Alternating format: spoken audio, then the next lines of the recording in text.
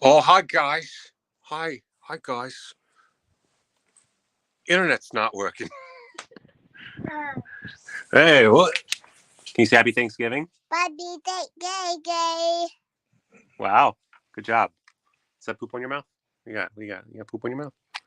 No. Say, what's on your mouth? Gross. Oh, and there's the pooch hound. Why do poop hound? I don't know why there's a pooch hound. Well, Oliver's saying it's past my bedtime. I'm going to bed. I go to bed. Okay. Goodbye. Goodbye. Goodbye. Get. All right. Bye. Bye. Okay. So we are going to be doing some actual screen sharing of the event, but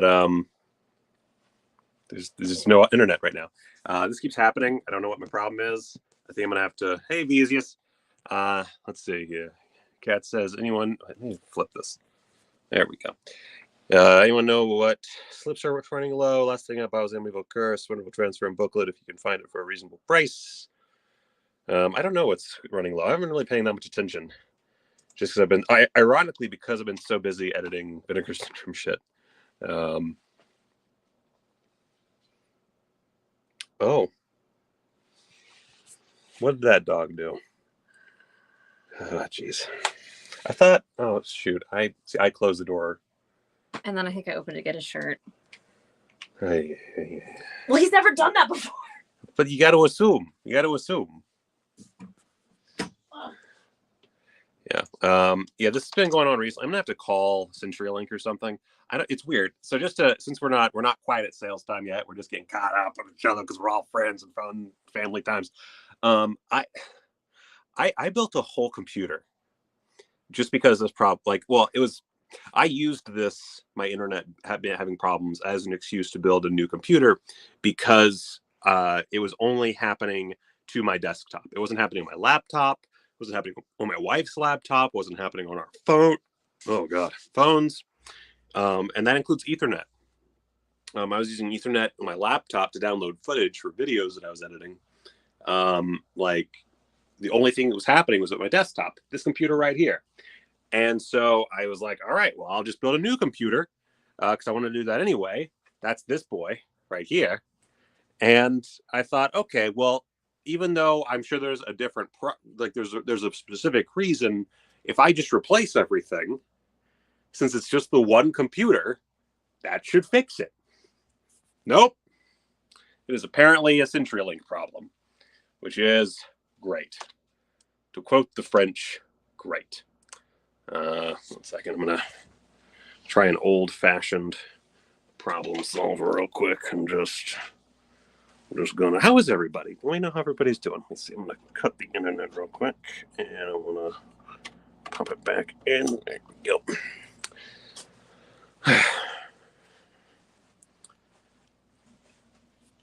And as soon as I get this fixed, I will be doing more streaming. But I don't know. The good thing is with StreamYard, if my stream goes down, I can still. They won't cut the entire stream.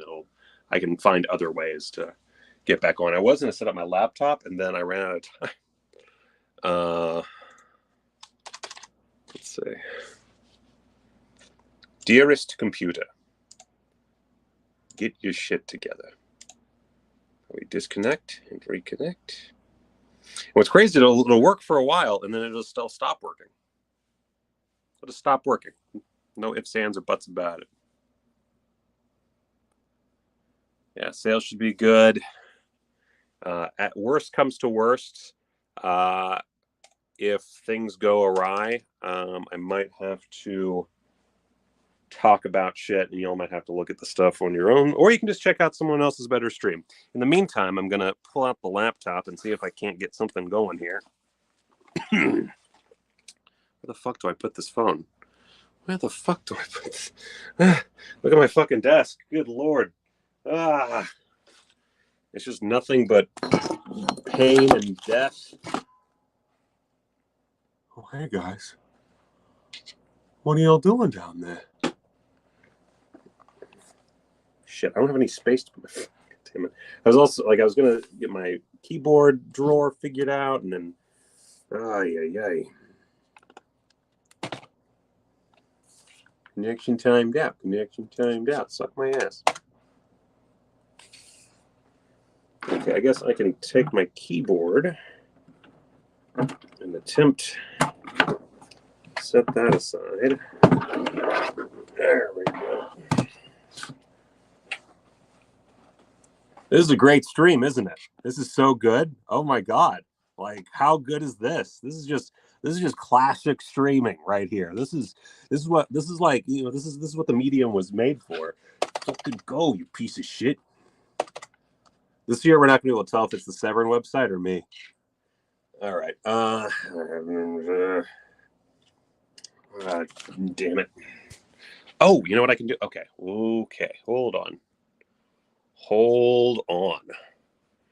I got this. All right. Okay. So I'm gonna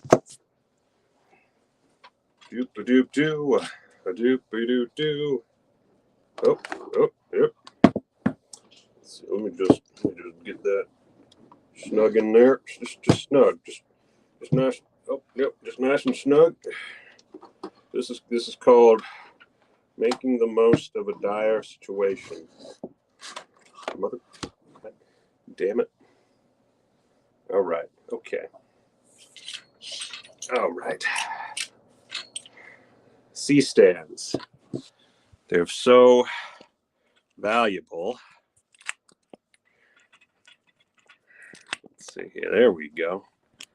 Right. Ooh, okay. All right.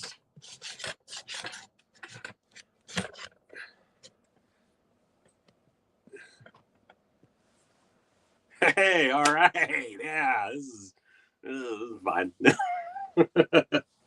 Okay, so yeah, hope this sounds all right. I don't think yeah, welcome to my annual Black Friday Vinegar Syndrome Severin whatever the fuck stream. Oh, now it's working. Now after I've done this, it's working. Great.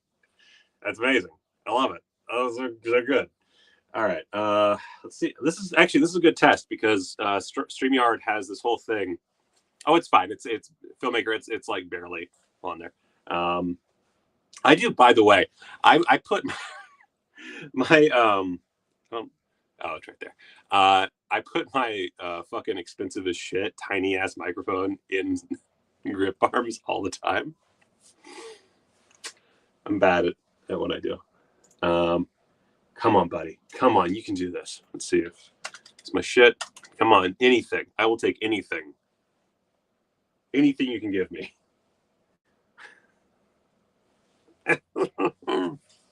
What's crazy is like I downloaded entire chunky ass files, and then it was like, and I don't understand because like it's fiber. There's not really like there's no reason for it to bottleneck, unless it's just my provider being a fucking asshole. But I haven't found anything about CenturyLink doing that. Or Quantum, whatever. But yeah. Oh, thank you, Flake Green. Okay. Let's see if it'll maybe. Okay, and I'm gonna go over to my laptop. I'm gonna open everything.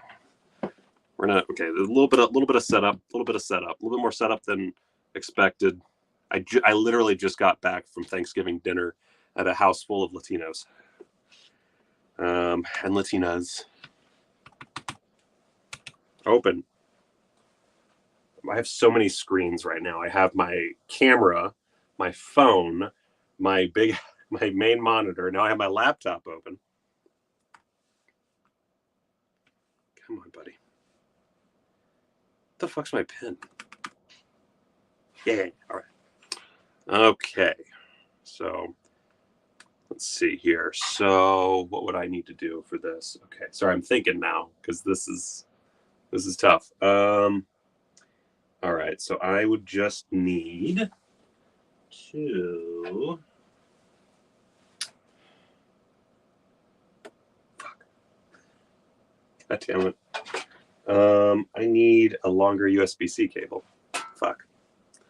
Ah! My country for a long USB-C cable. I have so many cables. I don't see a long USB-C cable. Okay. That's all right. That's fine. That's okay. That's fine. That's all good. I can oh, I know. These are shitty work cables, but son of a bitch, where are they? You're killing me. All right, let's see if StreamYard is living. I need it to live. I need it to just live. Oh God, and the light fell. Oh Jesus Christ. Oh my fuck.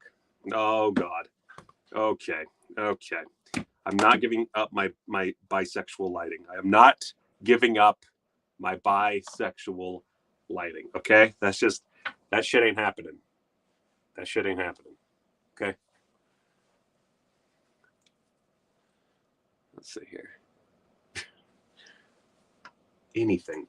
Okay, so let me bring up Discord so I can bring up. Let's see. Like right now, my laptop's working A-OK. Such bullshit. All right, so now I need. Let's see, what time are we at? 8:41. Okay, I got 19 minutes to get this shit figured out. 19 minutes. All right.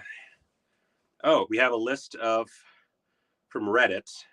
This is on the Vinegar Syndrome Films subreddit.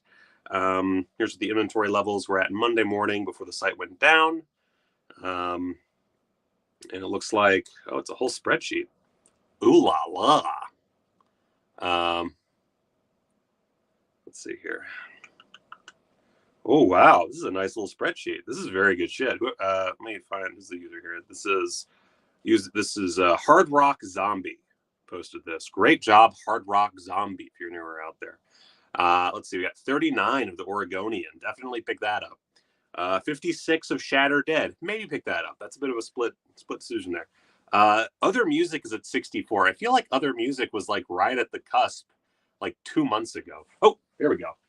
All right, let's see if this works. All right. Allow settings. Okay, I'm about to learn a lot about how this works. Okay, we got the right thing there. Cool. All right. Inner studio. Oh, Jesus.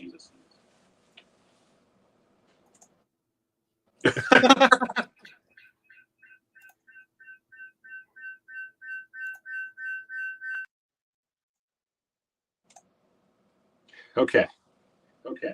Fuck. Which one? No, this is wrong.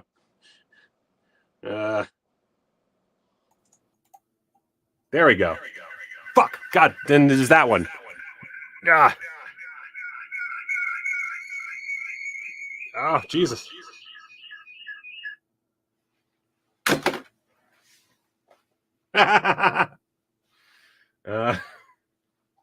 Okay. All right. Alrighty. That was fun. Let's see how long this fucking lasts. All right.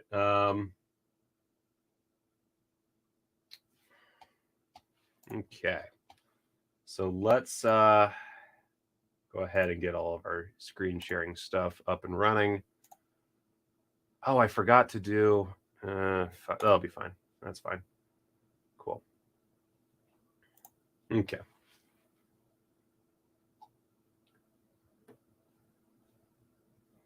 All right. So let's here. I'm gonna bring up that list and we can just go through that while we're chilling.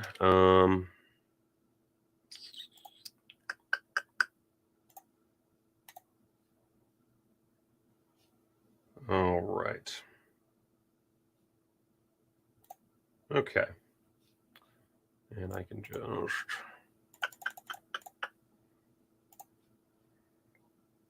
God. Oh, Jesus. All right. So, yeah, the Oregonian, Shatter Dead, Other Music, Agfa Horror Trailer Show at 70. Definitely pick that one up. That's a lot of fun. Natural Enemies. That one you got to get. Sound and Fury. Let's see here. Satan's Blood, baby. Satan's Blood. Very atmospheric. Very pulp satanic. Quite fun. Am I ready for that sweet Santo goodness? Yes, I am. Yes, I am. I've been looking forward to this for a while. I of course did not work on any of these on the Santo releases because Spanish, and I am very white and very non-good at foreign languages. Let's see. Yeah, I was about to say, yeah, I figured it was way back then.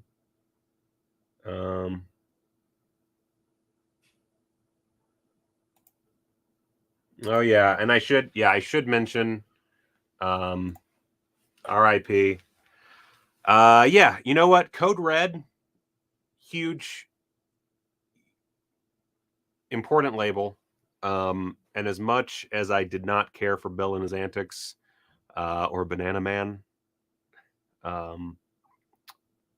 it's really sad to see a sad story have such a sad ending. But he had a very strong influence on a lot of people.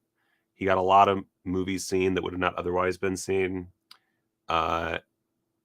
He was beloved by Quentin Tarantino of all people. Heard about that? Like, that's cool. Wish he could have heard that, but while he was still alive. But that's cool. And yeah, as I don't remember who. I think I might have been talking to Brad or somebody. But there's something special about seeing these old movies not in pristine quality. Seeing them, scanned from shoddy prints that had like 1,000 theater run and just green fucking lines everywhere. Like that's cool. So yeah, rip to one of the controversial greats. Absolutely. Let's see here. Eduardo freaking offering up just pure bliss. Let's see here. All right. I guess I can close the laptop now. I'm hoping that this will last for the entire stream. We'll see. But if I do go down, just know that's because of what happened. Also, I guess somebody came in because I'm downtown. That's all I got. All right. Let's see here. We got so yeah, Satan's Blood, absolute must own. Love Satan's Blood. Don't Let the Angels Fall. Haven't watched it yet. Dead Heat. Dead Heat is one where I feel like there's a lot of people that don't like it. A lot of people that do. There's some people who hate Joe Piscopo, and there's everyone else who is right. And yeah, it's Dead Heat's a lot of fun. Naughty Victorians, one of my favorite pornos right there. High School Fantasies, not the best porno in the world, but Renee Bond is a treasure, and anything that features a lot of Renee Bond is worthwhile in and of itself. The Fred Halstead collection I still have not dug into, but appears to be a keeper. I would say I've been keeping so few tabs on numbers. I don't know that I could say what will like actually last and what won't. So I'm not going to try to, make some kind of like wise predictions or whatever. But I would say if it's under 300, maybe give it a gander, and we're finally, right, they changed the checklist. Yeah, they changed the checklist functionality on the site. We'll maybe take a look at that once the site's back up and running. Oh yeah, and I did check. I looked at that when I had it on the laptop. But yeah, as Pierce says, if you click the link at the top of the list, there's a Google Doc you can interact with. Here's what that looks like. And like, this is like good shit. This is some good sheets. This is good sheet, y'all. This is good sheet. Oh man, like bless this person for making this list. So there's all of your partner labels. And VS, I fucked up that sentence as soon as I said partner labels. A normal label, main label. Anyway, everything that is limited and is still in stock, right there, baby, right there. That there's no way that's true. By the way, there's no fucking way. I do not believe that. Has anybody watched Werewolf vs. Vampire Woman? Is it as boring as most Paul Naschy movies? Shots fired. Let's Let's see here.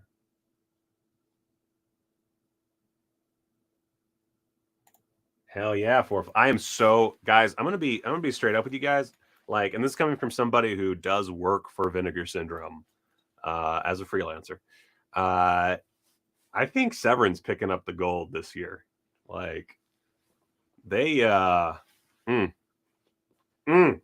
let me tell you, that is some muy bueno stuff. Muy bueno. Sorry, I was Thanksgiving in a Latin household. You know how it is. Let's see here.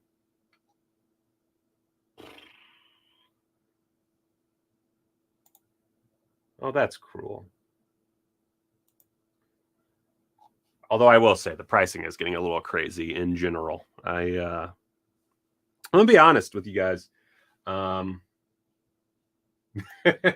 That's very fair. That's very fair.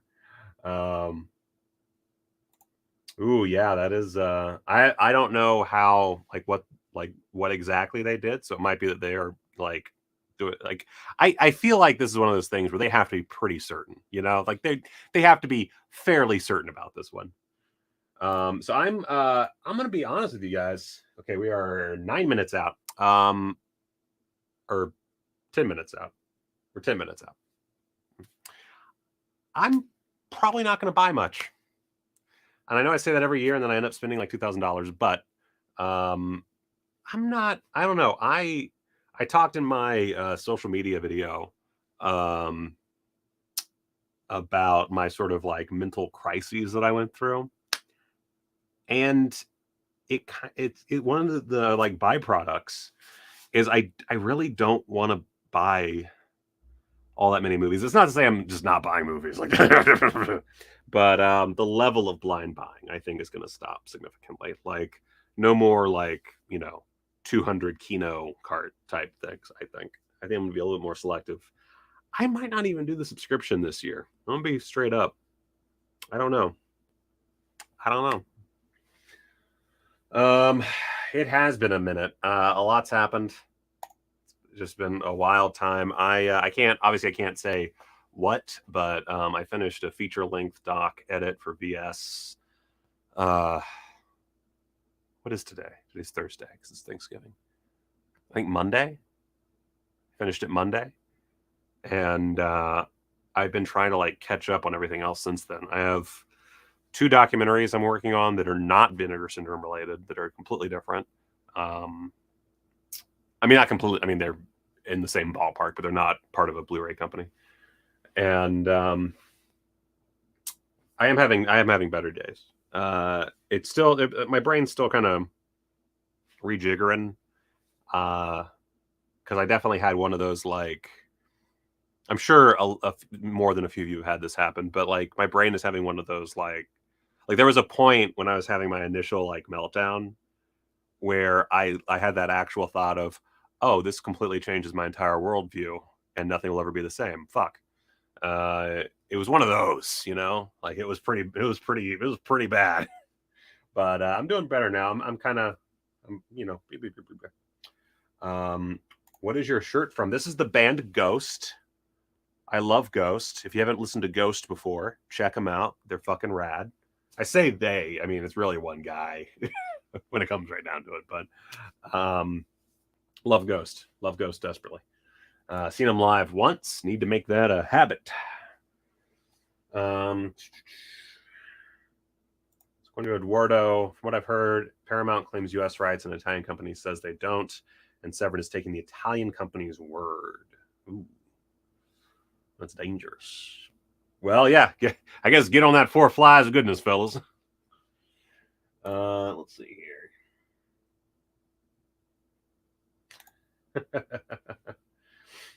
Let's see here. Oh, wow. Potentially brave. I don't know your wife. Okay, let's see. 8:55. So yeah. Yeah, I'm pretty excited for Severin. Is there anything else y'all want me to cover this evening? Because just, why not?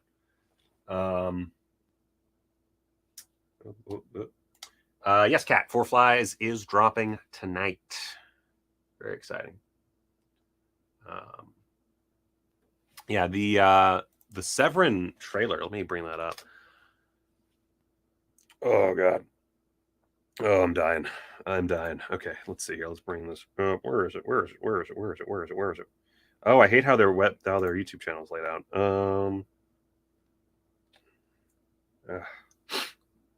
Wow, they're just like uploading a bunch of. Wait, let me bring this up. They're like uploading a ton of trailers. We are at some point. I'm gonna be honest with you guys. Having a 3-year-old makes this whole like YouTube and podcasting thing really challenging. Like it's really hard between that and just the fact that I work like nonstop now. Like, I don't know, man. But it is something that I am looking at doing. Actively working toward. She's more into the classics with Casey idea, which we have one episode on the Patreon that at some point I'm going to edit down and put out on the main feed. But that'll be once I've like actually like I know for a fact that we're not going to just be doing one episode and then like several months of silence.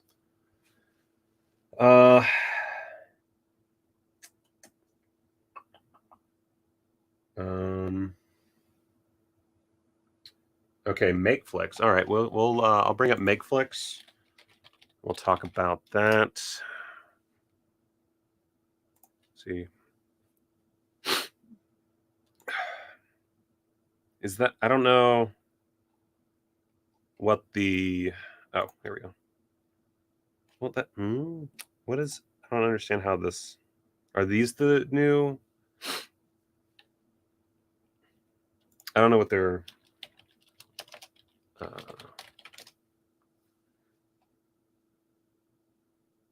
let's go. Said I wasn't going on Twitter, but here I am. Let's see here. Fabulous. Blah blah blah blah. Oh my God, I hate classic horror collection. Oh, this is, you know, that's interesting. Okay, I'm just gonna wait for their site to rejigger. So I don't know if y'all saw this trailer, but it is dank as hell. Roadhouse releasing its Black Friday sale.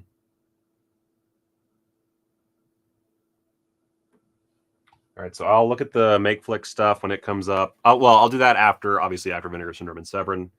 Let's see here. And Grindhouse has a Black Friday sale. All right, so I'll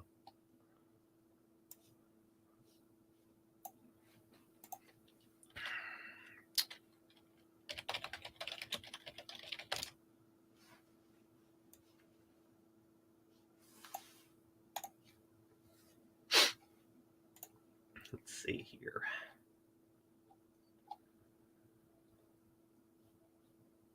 Oh, is that the? Well, maybe look at that too. I guess let's just pop that in there. But I don't know if anybody saw this. It is such a fucking hype piece. It is just hype for days. Very excited. Very excited. All right, it's 8:59 my time. Means we're almost there. Almost time for the reload. Reload.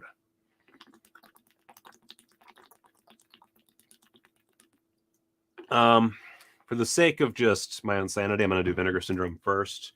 I think what I'll do is I'll do a quickie look at everything, and then we'll open up Severin, do a quickie look if at all possible, and then we'll go through them one by one, a little bit slower, and then I'll go over to makeflix and maybe check out Grindhouse releasing as well. Do you like me standing? Is standing good? I feel like standing's fun. I can move. All right. Uno momento. It's not how that works. All right, let me cue this up. Oh, are they already up? Oh shit, Severin's already up. Well, I guess for 1 minute. Let's check. Look at the. Of course, we already kind of knew all this, but look at this fucking business. $298, $300. You get 1, 2, 3, 4, 5, 6, 7, 8 movies, plus the Dario Argento autobiography Fear. And I already own that book, so I don't really give a fuck about that. And I don't really give a fuck about pins, so it's a pass from me. But if you don't own that book and you like pins, holy shit, that's a great deal. Like, and we'll get into it, but like, there's a bunch of movies here that you should want to own. So this is pretty sick. Let's see if Vinegar Syndrome is up. All right, here we go, baby. All right, let's see here. So I guess, yep, it's it's Santo versus Dr. Death. Cool. Holy shit. Oh my god. Okay. All right. That's it, right? Yeah. Okay. And of course, we still have, I assume, partner labels as well. So a few of the VHSs, I don't really give a fuck about that, but that's pretty cool. The Lost Films of Herschel Gordon Lewis. That's pretty nifty since that was their first ever release on Blu-ray, featuring, of course, the immortal film Black Love. Bloodbeat VHS, that's very tempting. And Last Drive-In with Joe Bob Briggs, Christmas Evil VHS, as well as the Blood Harvest VHS. We also got the Lost Films of Herschel Gordon Lewis poster, again featuring Black Love. So good. All right, and then some posters. We'll get to talk about those in a bit. That Vinegar Syndrome poster there is pretty sick. I'm not going to be buying any posters, but if I was, it'd be that one. That's Santo versus Dr. Death. That's also sick as hell. I am not going to be buying any posters, but oh, actually, you know what? I think the Santo one is the one I would buy. So get on that. Anyway, got some shirts. Don't care. Some pins, all that stuff. Got Bloodbeat, Taming the T-Rex. Wait, are these like? Wow. Oh, right. That's what. Okay. I was wondering what Brad was talking about. That's fucking cool. So now we have variant slipcovers, which is such a thing. Got a Bloodbeat variant slipcover. That's so fun. Wow. And then we've got Tanny and the Teenage T-Rex variant slipcovers, either the Blu-ray or the 4K, which is actually a bit tempting because I got the Blu-ray and not the 4K of Taming the T-Rex back in the day. So that actually is a little tempting, not gonna lie. We've got the Doll Squad and Mission Kill Fast a legacy slipcover for that, and then a legacy slipcover for the Lost Films of Herschel Gordon Lewis, which again, their first ever title. So cool. Got New York Ninja comic book. All right, so the actual titles. Got Roadhouse, which of course we already, was already talked about in the halfway sale. Freeway. I got to work on this one. Very excited. Love Freeway. I did a few interviews for that one, and they are very good and very long. Evil Laugh, Invisible Maniac, Homegrown Horrors Volume 2, which took up a lot of my free time. Burning Paradise, hell yeah, and Sworn to Justice, which I did those interviews a while back, and those are also really good and really chunky. And then of course Santo versus Dr. Death. Hello. This is a good lineup. Not gonna lie, like this is quality shit right here. Of course, Roadhouse, Freeway, and Invisible Maniac all in 4K. So let's. I think, obviously, if you want any of the, if you want one of the movies, don't worry. You can hold off for a minute. They're not going to sell out immediately.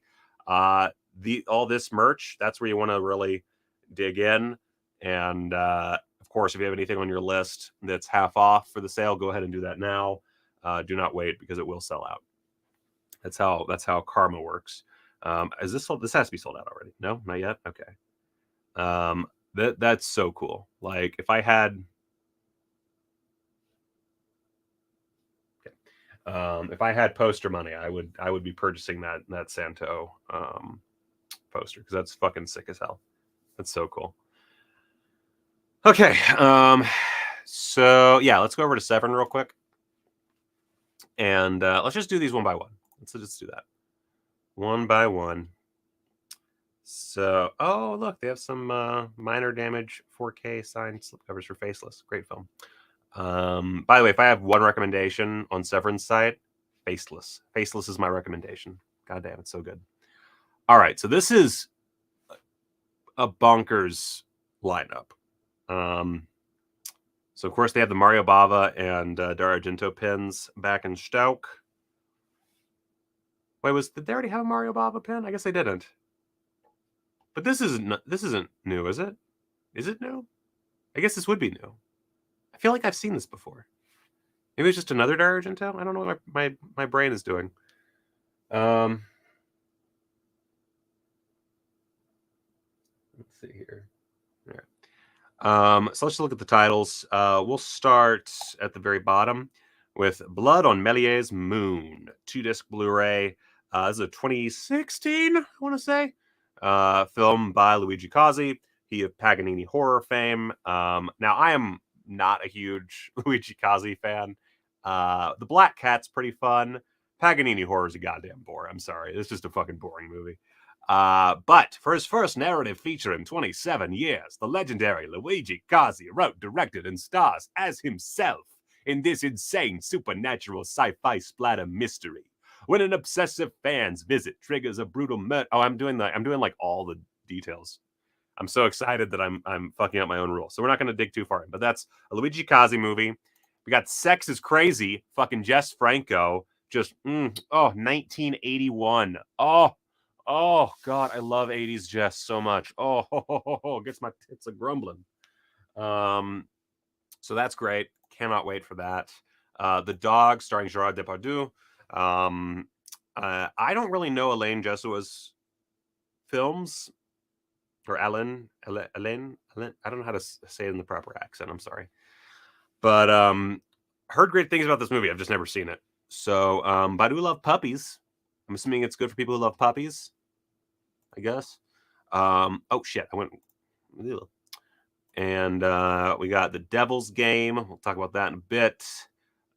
This is interesting. This is a TV show technically. And it was always this weird thing. I still don't really know anything about it. But it was always like they're on Mario Bava's filmography as a director. At the very end, you see Shock, and then you see this rando Italian TV series. And you're like, I guess I did an episode of TV or something. And this is that thing. It also has I forgot his first name, but Questi, the guy who did the Chicken Giallo. What the fuck is wrong with my brain? I don't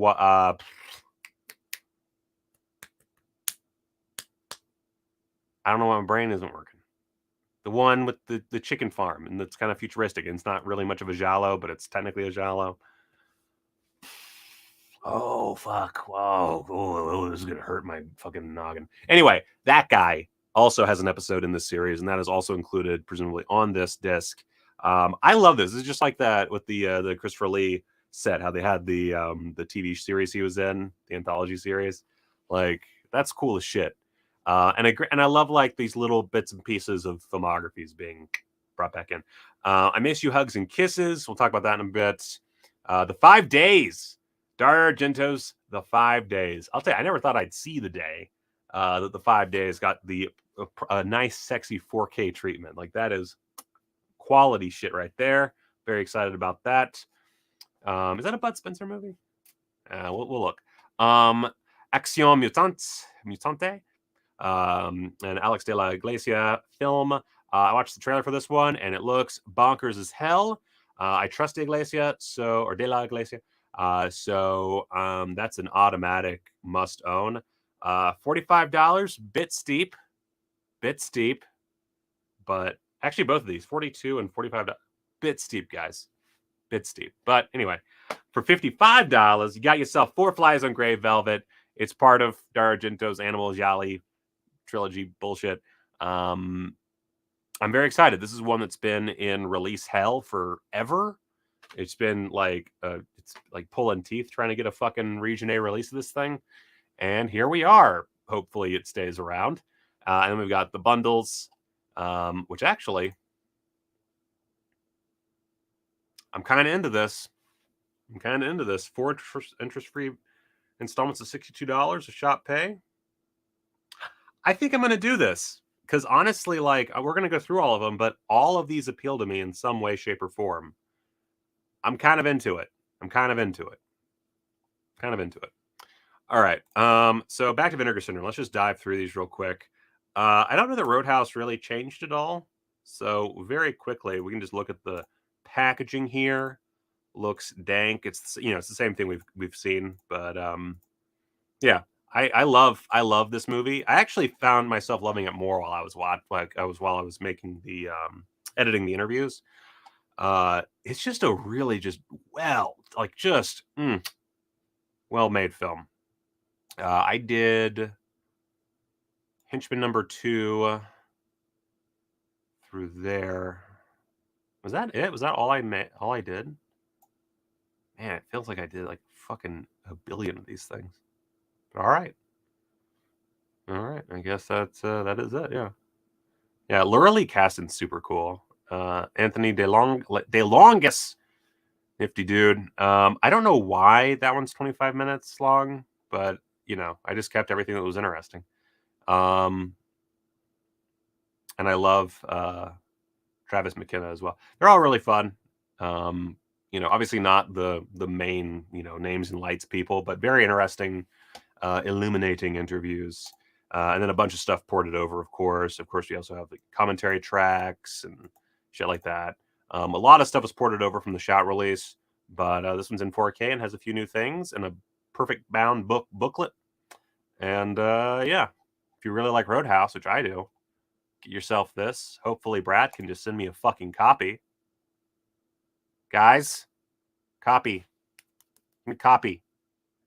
Singles, or I guess this one's part of my subscription. I already paid for this. Freeway, baby, Freeway on 4K. I like this. I'm not big on the monochromatic thing, but like the back of this slip is worth it. Love it, love that. So yeah, Freeway. If you haven't seen it, it's basically Little Red Riding Hood, but a child murderer played by Kiefer Sutherland, and very young Reese Witherspoon. If there's anything I learned with these interviews, is that Reese Witherspoon, very professional, even at that age, just super professional. I did all of these interviews for this one. Matthew Bright's great. I wish the quality of the actual interview was better, but it's not bad. It's not like a Zoom interview where it's like you can barely understand it. But it's not as well produced as the other ones. I want to say like there's a mix of Douglas Hosdale and oh god, I'm just like not good with names today. The other guy that does a bunch of the interviews. Anyway, they're both great. Matthew Bright's just fun to listen to. He's amazing. Really illuminating interview with Brad Wyman. Maisie Hoy is really solid. Wolfgang Bodison, I don't remember that well, his interview, but I don't know why his doesn't have a time either. That's weird. Brand new interview with actor Robert Peters. Brand new interview with actresses Leanna Creel and Monica Lacey. They're fun. They were tough because they were actual twins, and they were kind of fighting it out in that interview. It was a weird one to edit, but they were really fun. They aren't in the movie very much. Like you might have forgotten they were even in it, but they were cool to listen to. And of course, you got all these archival interviews. Short because their editors were like, really cut happy. I'm not cut happy. I try to leave in as much as I fucking can because that's what I would want. Brand new audio commentary track with writer director Matthew Bright. I am fucking pumped for this one. I'm so excited to listen to that. Original electronic press kit featurette, soundbite interview, like just like a whole bunch of stuff. And of course, presented in 4K, one of the greats. Like Freeway is so fucking good. Goddamn. Evil Laugh. Pop over here. I did buy the invisible slip because I am an April Fool. So we're finally going to get the payoff there.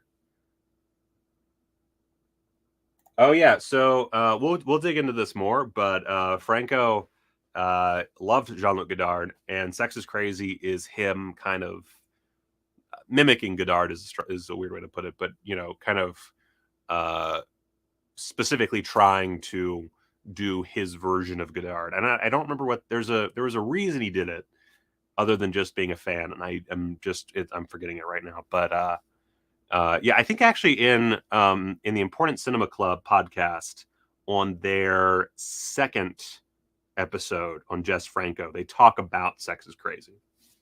If you want more information.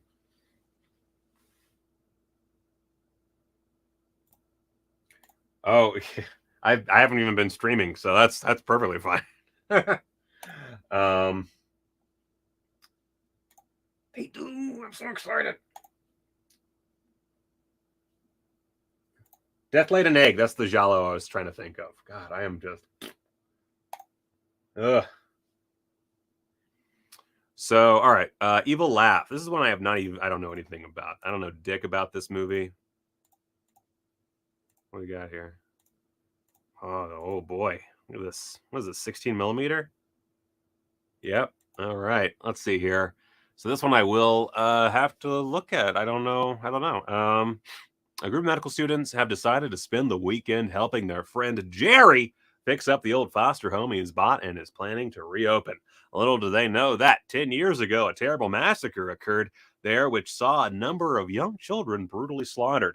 Things get off to an ominous start when I feel like the brutal murder of dozens of children is whatever. When the group arrives, Jerry is nowhere to be found, and a strange, raspy voice coming from somewhere inside the house warns the youngsters to leave. Which, by the way, if you hear that, fuckity leave. Not letting any of this spoil their plans, the friends set about cleaning and pairing off for sex. Makes sense.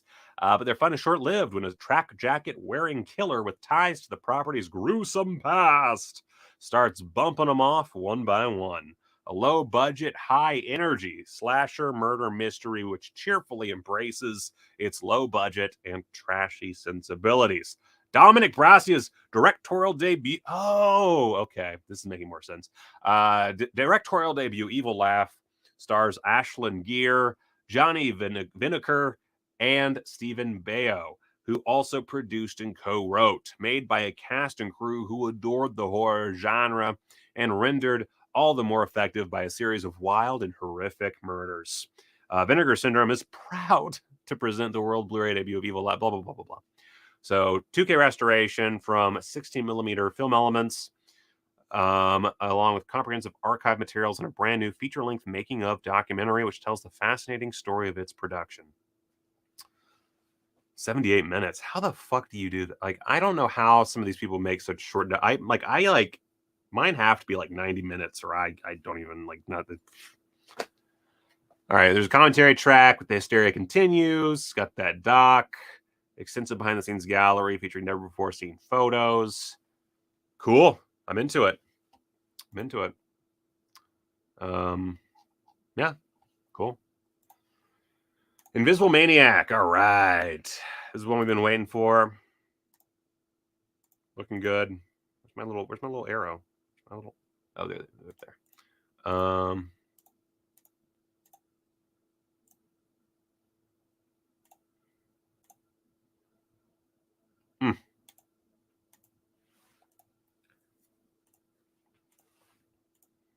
Yeah, it's Invisible Maniac. All right. So this is one of this is yet another Adam Rifkin joint in the Vinegar Syndrome vault. Fully restored in 4K from its 35 millimeter camera negative, featuring a bodacious selection of extras. Let's see here. So blah blah blah blah blah. We got commentary with Adam Rifkin, moderated by Elijah Drenner. Commentary track with Hysteria Continues. Fast, Cheap, and Out of Sight, a making of documentary featuring interviews with writer. Again, like that's 1, 2, 3, 4, 5, 6. Am I a bad editor? Because 7 interviews feature length automatically. That's just how I feel like do I edit? Like, am I too lax of an editor? Oh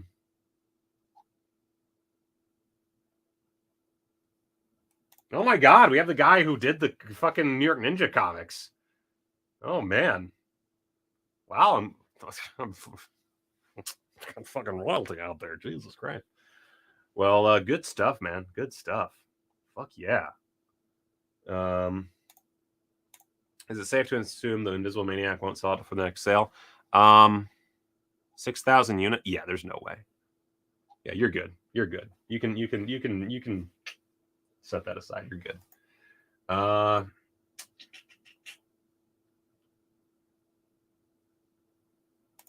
Oh yeah. Oh yeah. Fucking yeah. All right. Okay. So let's see here. So we got so yeah, making of documentary that's 32 minutes long. So toy. Deleted scene, dream sequence, archival Riff Coogan interview from the public access TV show Request Video. There's a music video, behind the scenes look at the music video, video trailer. Yeah. So got 2 commentaries and a 32-minute making of. By its like that alone, plus the fact that it's a 4K of the Invisible Maniac, pretty cool. So I wish they.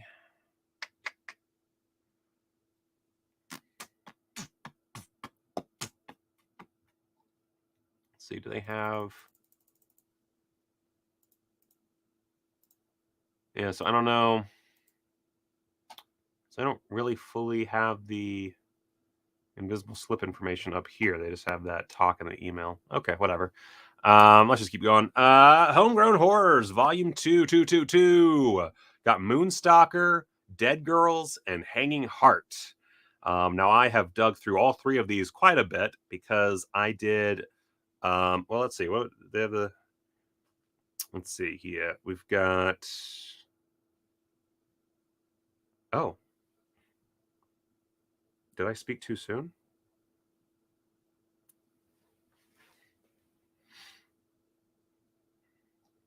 Oh, no, because it's just, okay. I was confused. Okay. Okay. I'm good. All right. I had a brief stroke. So let me just get this in here. There we go. That's the ticket. All right. So Moonstalker. I'm gonna read these because these are ones that y'all might not know about. In a wintry forest near Reno, Nevada, a deformed and demented man-child named Bernie lives out of an RV with his elderly father. After observing the expensive microwave owned by a vacationing family, the old man sends Bernie out to steal it, but instead, Bernie commences a bloody rampage through the woods, gorily knocking off anyone and everyone who crosses his path, and, with a nearby camp opening up for the season, the body count begins to rise to staggering heights. Yeah, that's basically the plot. It's weird to make like half of it about the microwave thing, but still. This is a really fun movie. It says Michael S. O'Rourke's Moonstalker, shot as Camper Stamper, was a passion project for all involved, and that is the goddamn truth. And you can feel it throughout the movie. It's so fucking enjoyable. It has its slow bits. You know what? I say it has its slow bits. I wouldn't even call them slow because it does keep the action going pretty much nonstop. But it definitely. There are some moments where it lulls, like from a narrative perspective, without really necessarily lulling on the action. I don't really know how to really describe it, but it basically has the problem of any like super low budget movie you're going to find. But it's all shot out in the woods. It's a lot of fun. Really should have been called Camper Stamper because Moonstalker makes it sound far more serious than it is. There's a great creepy swinging tree thing, some interesting music stuff. This is a 4K restoration, 16 millimeter camera negative. It looks great, by the way. I can say that for a fact. So this is newly scanned and restored 4K. Blah, blah, blah. Commentary track with cinematographer Michael Goy, who, by the way, I think this. So the reason the documentary on here is as long as it is mostly because Michael Goy is so fucking fun to listen to that I found it almost impossible to edit his stuff. So as much of what I could get from his interview that I could fit in this doc, I did. He's so good. Producer Sally O'Rourke, production manager John Stryzik, actress Kelly Mullis, and actress Jolene Mullins. Rad. I'm really excited to hear from Sally O'Rourke. So that's really exciting. I can't wait to listen to that commentary track. Also got a commentary track with Hysteria Continues. Camper Stamper Lives, Resurrecting Moonstalker, 96 minutes, making of documentary featuring interviews with the cast and crew. Very happy with this one. I I had a lot of fun. I did have it, all of these were a little bit rushed, but I am pretty happy with them. There's just so much to dig into with these movies, so much. And this one, if I could have, I would. I like if I was allowed to, I would have done a 3-hour doc, straight up. So good. Camper Stamper Caper is an archival making of documentary. I don't know if I would call that a making of documentary personally. It is a documentary. It's basically a collection of home movies, which is cool, but that's basically what it is. Let's see here. Still gallery, inside sleeve artwork. Yeah, I mean, this is already great. We're off to a great start. Dead Girls. Dead Girls is oh, my brain just died. I'll just read the synopsis. All-girl rock band Dead Girls have made a name and plenty of controversy for themselves by recording songs which glorify death and suicide. However, everything changes when lead singer Bertha Beirut learns that her younger sister has been hospitalized following a group suicide pact, which is associated with the lyrics to one of the Dead Girls songs. Reeling from the shock, the band decides to put their upcoming tour on hiatus while they reconsider the messages conveyed by their music, staying at a family property in the mountains to hash out their thoughts. But soon, an uninvited guest appears, dressed in a black coat, gloves, hat, and wearing a skull mask, who begins to hack, chop, strangle, and otherwise dispatch the band. The first feature film from shot on video director Dennis Devine, and his writing and producing partner Steve Jarvis. Dead Girls effortlessly blends 80s single location slasher tropes with a genuinely suspenseful and clever tribute to the giallo genre, offering effective twists up until the final fade out. Effective is maybe strong, but sadly rendered as a direct-to-video title by its distributor. Dead Girls nevertheless takes full advantage of 16mm origins and offers stylish and gel-heavy photography, evoking its passion for Euro sleaze.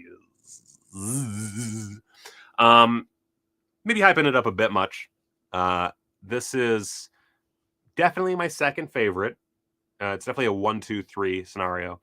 Dead Girls is a lot of fun. It is really weird. It's a little messy, but it's also really, really watchable.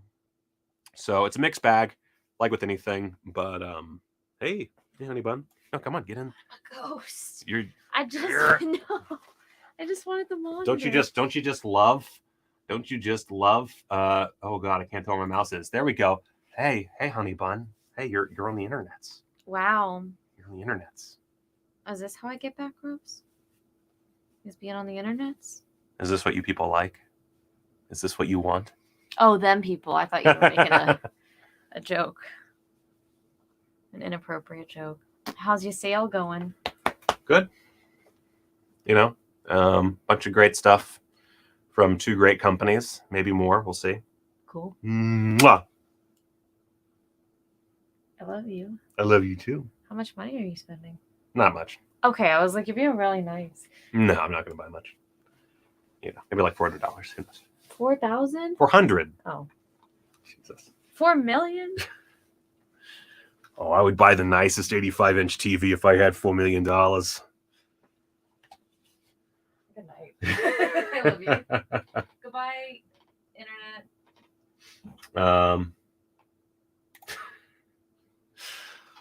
It's not weird if I should smell your hair a little bit. All right. Did Michael Goy direct Megan is Missing? He's a cinematographer. I don't know. Wait. I can tell you right now. Or not. This is so weird. Like, my internet's being a weirdo about that. Okay, whatever. Anyway, Michael Goy, he's a great cinematographer. He's working on... Okay, yeah, I guess he did. That's cool. Yeah.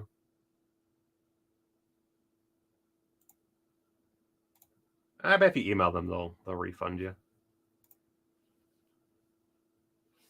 All right. All right. So let me bring this back on up. There we go. Blah blah blah blah blah blah blah. So yeah, Dead Girls, really good time. Very very rough in spots. But again, you can tell the people making it had a lot of fun and were trying their best. I honest to goodness I can't remember any of their names in the movie. They all have like weird names because they're in this, all girl band. Cannot tell you one of them. Bertha Beirut. That's the only one I can tell you because it's right there in front of me. Not a lot of music either. That's my one big problem with this movie. It's about an all girl band, and like the lyrics are a big part of the plot. I think you hear like part of one of their songs. Like it's like you don't even see them play. That's kind of lame. Anyway, newly scored in 4K, 60mm camera negative. A commentary track with director editor Dennis Devine and writer co-producer Steve Jarvis. Also, just another example of me not being good at names. They said his name so many times in the documentary, and I scanned through those interviews so many fucking times, and I cannot actually tell you how to say it.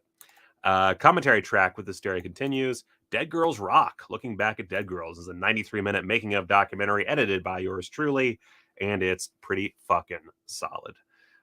Still gallery, inside sleeve artwork, and English subtitles. Then we've got Hanging Heart. Hanging Heart is fucking weird. This is the strangest one in the group.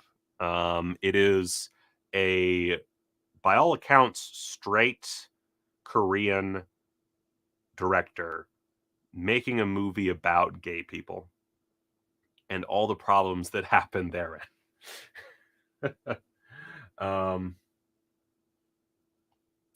Which Franco films have the best simulated sex scenes? Actually, it's funny you mentioned that. I just watched Nightmares Come at Night last night as part of my Thursday night Thrashers film club thing that we do. At this house with my friends. We did it last night because it's Thanksgiving today. But we watched that last night, and it had really good sex scenes for a Jess Franco movie. Because the thing about Jess Franco is his sex scenes have their own flavor, and that flavor is incredibly unerotic, and very oddly poorly executed. Where like Lena Romay will be eating out some girl's puss, and he'll have the camera at just the right angle so that you can see the like massive gap, the seemingly 6-inch gap between her mouth and that bush. And that happens all the time. That happens with anything. Like if it's a guy who's banging her, you can see that nothing's happening there. If she's sucking a dick, you can tell there's nothing to suck. Like, it's always something. But Nightmares Come at Night, really well done. Also just a great film. 5 out of 5. Cannot recommend highly enough. Available through Mondo Macabro. Or at least it was. Might not be anymore. I don't know. But great shit. As for unsimulated, I haven't really watched any like actual porn directed by Jess Franco. So I don't know. But highly recommend Nightmares Come at Night. How do you feel about VS releasing slipcovers for movies that already got a slipcover? Honestly, sorry, bud. I don't give a shit. I really don't care. We talk about slipcovers a bunch, and obviously, like, I buy a lot of slipcovers. Whatever. The way I see, there's a couple ways to look at it. One, eventually we all die and nothing happens. That's cardboard. Who gives a fuck? But speaking outside of that, just like at the matter at hand, not getting philosophical about it. If they're putting out slipcovers that are completely different artwork wise, okay, that's cool. Sure, whatever, fine by me. And market wise, makes sense. All right. Michael Goy is super nice. Yes. All right. So let's see here. So Hanging Heart, Denny, a young and handsome actor in surrealist theater, is an object of desire for all who encounter him. when a young woman with whom Danny has been having an affair is found murdered. The police immediately suspect him of being her assailant. Managing to get off the hook for his potential involvement, pending additional investigation, it's not long before another woman in Denny's life is murdered, with Denny again becoming the prime suspect. Is someone trying to frame him, or is Denny himself a deranged lunatic weaving a bizarre plan to try and get away with multiple murders? Yeah, this is weird. Jimmy Lee's a weird fucking director. Also very hard to understand. That his interview might actually be the biggest editing challenge I've had so far. That was really hard because I had no fucking idea what he was. I had to like listen to it again and again. They call it a highly stylized thriller with one foot planted firmly in the art house genre and the other playing loving tribute to slashers and Jolly alike. Again, might be overselling it a little bit, but that's not wrong. Those elements are there, certainly. Featuring stunning, oftentimes expressionist cinematography by Silvio Santini and dream logic editing from Steven Nielsen, along with mesmerizing filmed play sequences. Vinegar Syndrome filmed play. Oh, I see what you're saying. Okay. Yeah, it's weird. It's a very weird movie. This is 4K restoration from its 35mm OCN. Let's see here. We've got and this one, it was just interviews. I didn't do a full doc for it. 23-minute interview with writer-director Jimmy Lee. Again, this one's rough. I'm just going to be straight with you guys. Like, if you can tell what he's saying, very informative. And a very interesting look into his kind of psyche, because you kind of learn about like his logic and where it's kind of flawed here and there, and why certain things come off kind of homophobic, even though they're not meant to be. It's really weird. And then we've got, let's see, Mini Hats Mr. White with producer Michael J. White. I don't remember.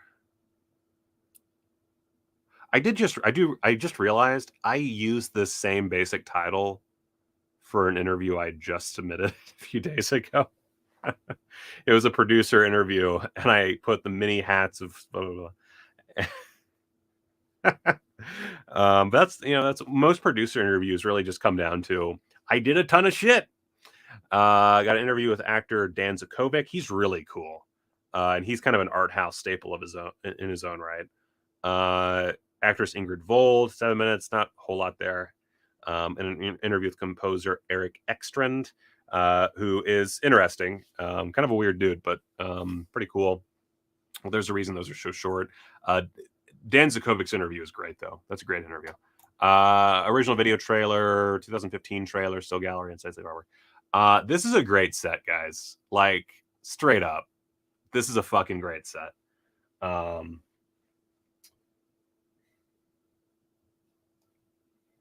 I mean, with how much I forget, I might just do that on accident.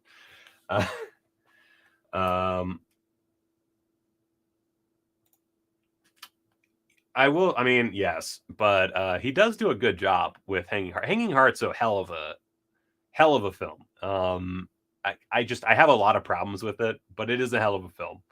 And it's a fascinating piece of work. Like, it is very much its own. Actually, that's Moonstalker, kind of, you could mix up with other films, but Dead Girls and Hanging Heart are very much their own fucking thing. Highly recommend. This set is phenomenal. Like, so good. I don't want to watch any of the special features. I'm so over watching those people. They were great. It was so great. But every time I do a documentary, I'm just like, that was amazing. Great stuff. I learned a lot. Never want to watch any of those faces ever fucking again. Let's see here. Okay, so Burning Paradise. Since this is a Hong Kong flick, I did not work on this. This is Ringo Lam, which is cool. I'm just going to put it there. Very cool. After the Manchu government sends soldiers to kill all of the Shaolin monks, a young disciple named Feng Sayuk flees with his master in order to avoid being captured and executed. While on the run, Feng meets a young prostitute named Dudu. I'm going to say Dudu.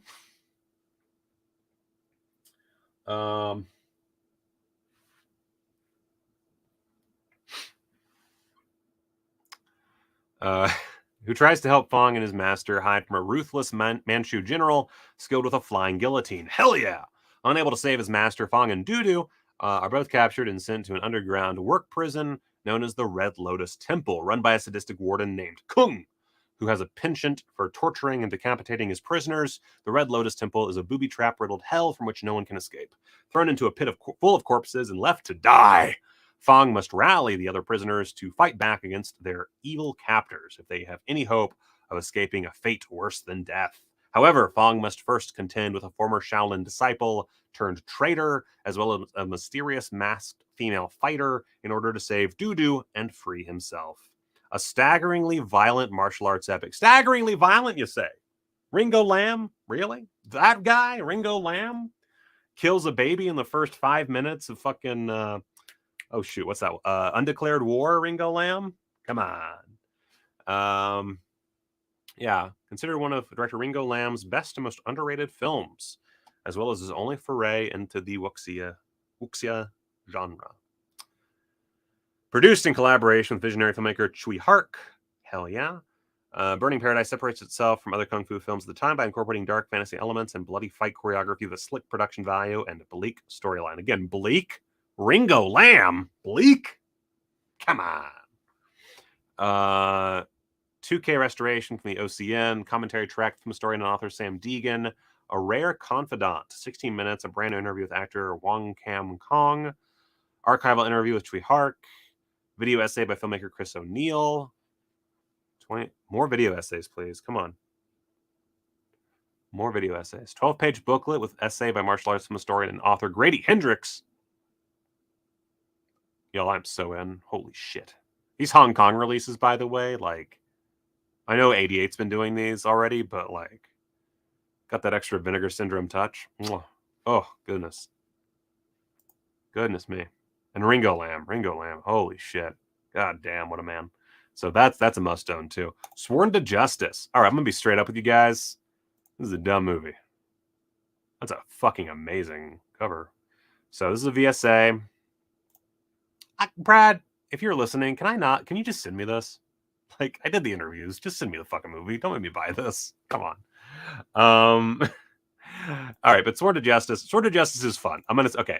So I'm underselling it right from the top. I shouldn't, because Sword of Justice is about Cynthia Rothrock as a lawyer who gets psychic abilities and has to track down and defeat the people responsible for the death of her, I think, sister. Let's read the synopsis because I can't actually remember. Jana Dane is a criminal defense psychologist. Oh, I'm sorry, she's not a lawyer. She's a psychologist. Right. God damn it. But it makes more sense for her to be a lawyer, right? Like, I'm not crazy, right? A criminal defense psychologist, who has always followed the rule of law and fought to defend those accused of crimes until one night she discovers that her sister, and nephew have been brutally murdered by a gang of thugs in their own home. Attacked by the same criminals, Jana is able to use her martial arts training to defend herself. Wacha! However, after leaping from a balcony to escape, Jana is hit on the head and rendered unconscious. Once awake, Jana discovers that the blow to her head has given her extrasensory perception in the form of visions while touching certain objects. Extrasensory perception. That's such an interesting way to put it. After her newfound psychic abilities reveal that she is defending one of the thugs that killed her sister and nephew, Jana decides that she has had enough with the justice system and begins a vigilante quest to rid the streets of the criminals responsible. Blah, blah, blah, blah, blah. All right, so this is directed by Paul Maslach. Paul Maslach produced a bunch of martial arts movies. He was the editor, I believe, for a very popular martial arts magazine, and pretty intelligent guy, big into the martial arts scene. Not an amazing director, and ironically not all that great at shooting fight scenes. But Cynthia Rothrock's great. She fucks. This is so the thing that this Vinegar Syndrome is proud to present this quintessential slice of mid-90s late night action. That doesn't really, like, they'll say like all they say in one of her most revealing roles. She just, like, you see your tits. That's what they're saying. And this movie is so fucking bonkers. Like, that plot features Brad Dourif fucking outacting everybody in, not admittedly not a whole lot of scenage, but like really fucking bringing it. Mako being Mako. I think he's like a newspaper set. I've watched so many fucking movies with Mako in them at this point. But I believe this is the one where he's like selling newspapers in like her like apartment lobby or something. Or maybe it's like no, she has a house in, I guess, the lobby of the courthouse, maybe. I don't remember, but and he's fine. He doesn't really have a whole lot to do. And Vince Murdaco from LA Wars, fucking great in this. Walter Koenig, absolutely phoning it in. Brand new interview with actress, associate producer Cynthia Rothrock. I'm so happy. I am so happy with this title. So guys, just so you know, I anything that I edit, I title, and sometimes you can tell. So Romancing the Rothrock, that's all mine, baby. That's all mine. Kung Fu directing, a new interview with director Paul Maslach. And is that all I did for this? Wow. I guess that's all I did for this. For some reason, I felt like I spent a lot more time on this fucking movie than it says I did. Anyway, bunch of archival stuff. Trailer. Archival interview with actor, second unit director Art Camacho. One of the hardest parts of editing this was I was trying to find where Art Camacho was in the movie because I couldn't figure it out for a while. Like, because I know what Art Camacho looks like, but for some reason in this movie, he plays like a background character when he's like on screen, and it was tough. It was tough, man. But great interview with Paul Maslach. Great interview with Cynthia Rothrock. Paul Maslach is the better interview subject than Cynthia is. I would rather hang out with Cynthia Rothrock, but Paul Maslach is the better interview, I gotta say. But this is honestly a pretty good release. Like, as far as VSAs go, I wouldn't put this at the top, but I think I would situate it pretty easily somewhere in the middle. It's nowhere nearly as bad as the worst of the VSA line, and is legitimately entertaining. It's a bit, it's not as good as it should be starring Cynthia Rothrock, but it's pretty great. And it's basically, and I skipped over this. I'm sorry. It's basically a Skinamax original.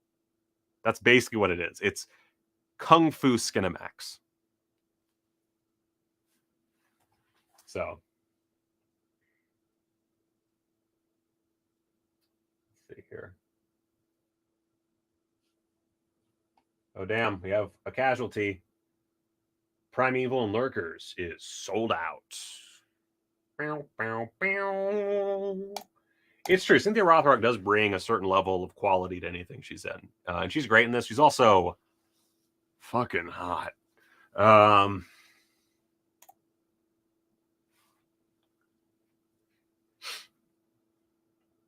I think, Allison, I think this one's kind of fun. It's not as fun as her most fun. Like, it's no undefeatable, Like, it's, if you want undefeatable level of quality, not this movie. Not this movie. But it is a lot of fun. It's a good amount of fun. It's not a lot. It's a good amount of fun. We have not discussed Severin in depth yet. No. We just kind of looked at it very briefly, and then we're making our way back around.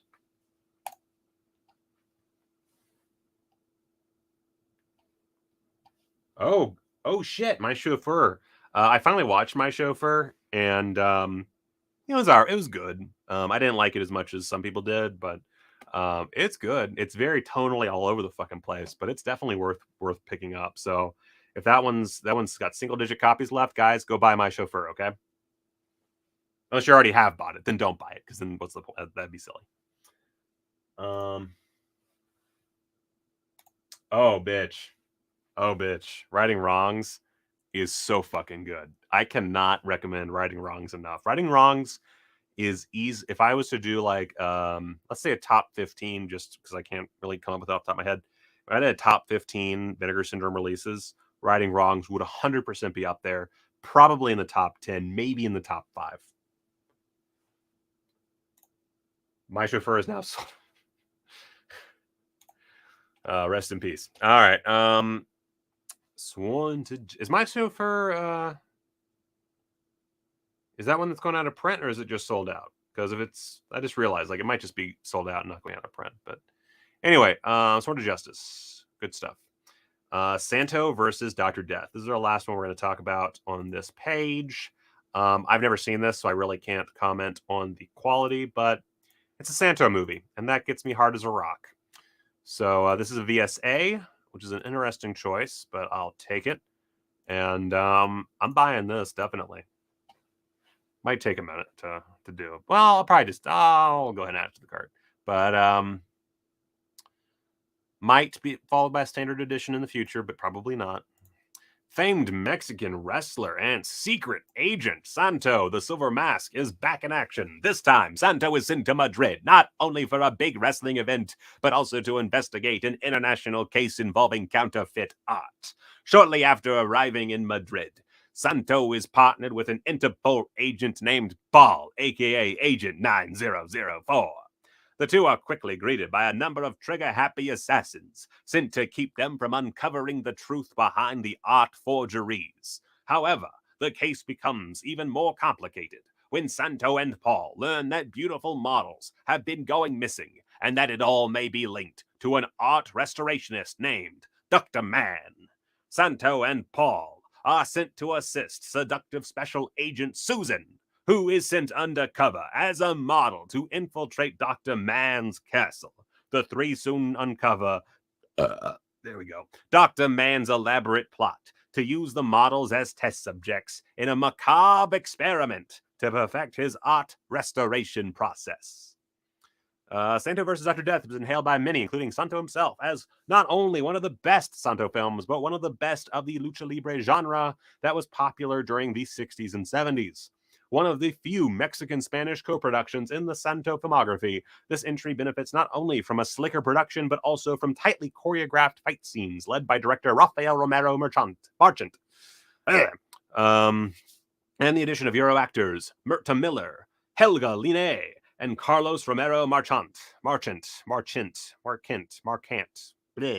Give this film more of a Euro-centric vibe than many of the other offerings in the Santo series. Blah, blah, blah. It's important to note, and I'll be honest, I don't have any actual knowledge of this, but this is sticking out to me.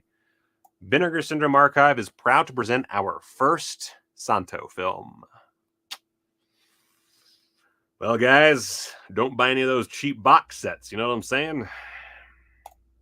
Anyway, region-free Blu-ray, hell yeah. Newly scanned and restored in 2K from its 35mm OCN, presented in both its original Spanish language soundtrack and optional English language dub soundtrack. Brand new video essay by film historian Orlando Jimenez.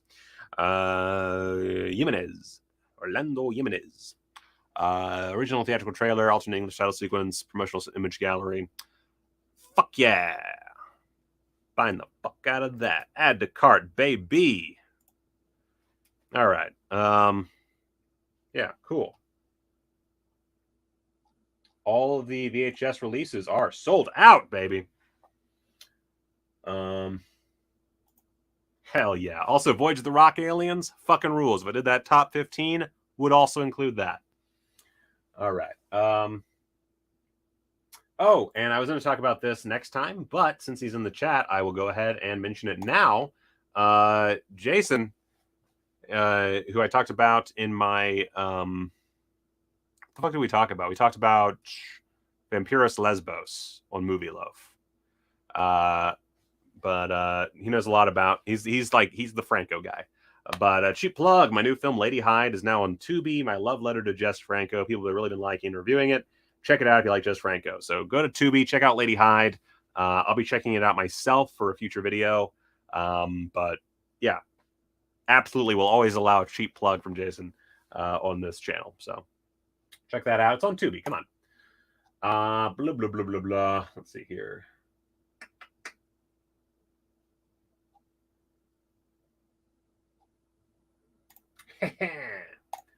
I still haven't watched Macumba. I take that back. I don't think I've seen Macumba Sexual.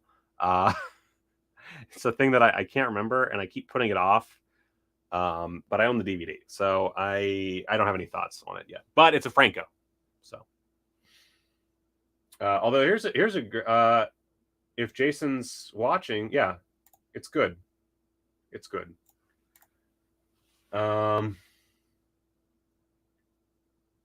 wow, Evil Laugh, one of my holy grail slashers, finally on Blue. Hell yeah, man! That's just great to hear.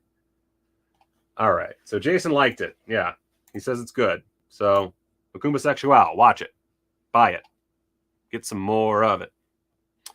Okay, so let's go over to. Oh wait, partner labels. Do we have any new partner labels? I didn't even check. No, thank fucking God. Thank God. I don't think I talked about any of these because they came out since my last live stream, but we're not going to waste time today's stream talking about them. But that's pretty toy. All right, so we'll make some carts after we finish the Severin stuff. So the 240, I'm gonna get the fucking 248 straight up. But let's go back. Let's go through these one by one. 4 Flies on Gray Velvet. Which I'm gonna be honest, I legitimately do not know if I've ever watched it. Because it would have been during my like, every shallow. And I just don't remember. But I'll find out. The third feature from writer-director Dario Argento, the final film in his legendary Animal trilogy, has long been the least seen of his giallo classics because of right issues. Until now, when a rock drummer accidentally kills a stranger, he'll unlock a nightmare of blackmail paranoia and grisly murder that climaxes with arguably the most visually impressive sequence in any of Argento's movies. Blah, blah, blah, blah. Co-written by Luigi Cozzi. Cool. And featuring a nerve-jangling score by Ennio Morricone. Both the director's cut and English language version now fully restored in 4K from the original 2perf negative. God damn! Oh, yeah! Love it. All right. Disc 1, UHD, director's cut in English language, audio commentary with Mondo Digital's Nathaniel Thompson and Troy Howarth, and trailers. Cool. Awesome. Rad. That's on the director's cut, by the way, for the commentary. Blu-ray, we get basically the same stuff, plus an interview with Dario Argento and an interview with Luigi Cozzi. Rad. And then another Blu-ray, disc 3, Have a Talk with God. I'll just interview with Bud Spencer. Rad. Interview with Guido Di Marco. Interview with Roberto Forges Davanzati. The assistant cameraman. Interview with production manager Angelo Iacano. Interview with film historian Antonio Tintori. Interview with Alan Jones, author of Profondo Argento. And then we've got disc 4 is the soundtrack by Ennio Morricone. And yeah, amazing. I love it. Want some more of it. That's cool. That's cool, man. Bravo. Bravo, Severin. Please don't let that disappear. They have to have learned their lesson on rights by now. Come on. They have to. Come on. Let's see. Ooh. Shining Sex Blue is getting low on the Severin site. Get that, guys. Shining Sex is fucking sick as hell. I'm actually kind of mad at myself for not getting that sell sheet now I'm thinking about it. Fuck. Oh, well.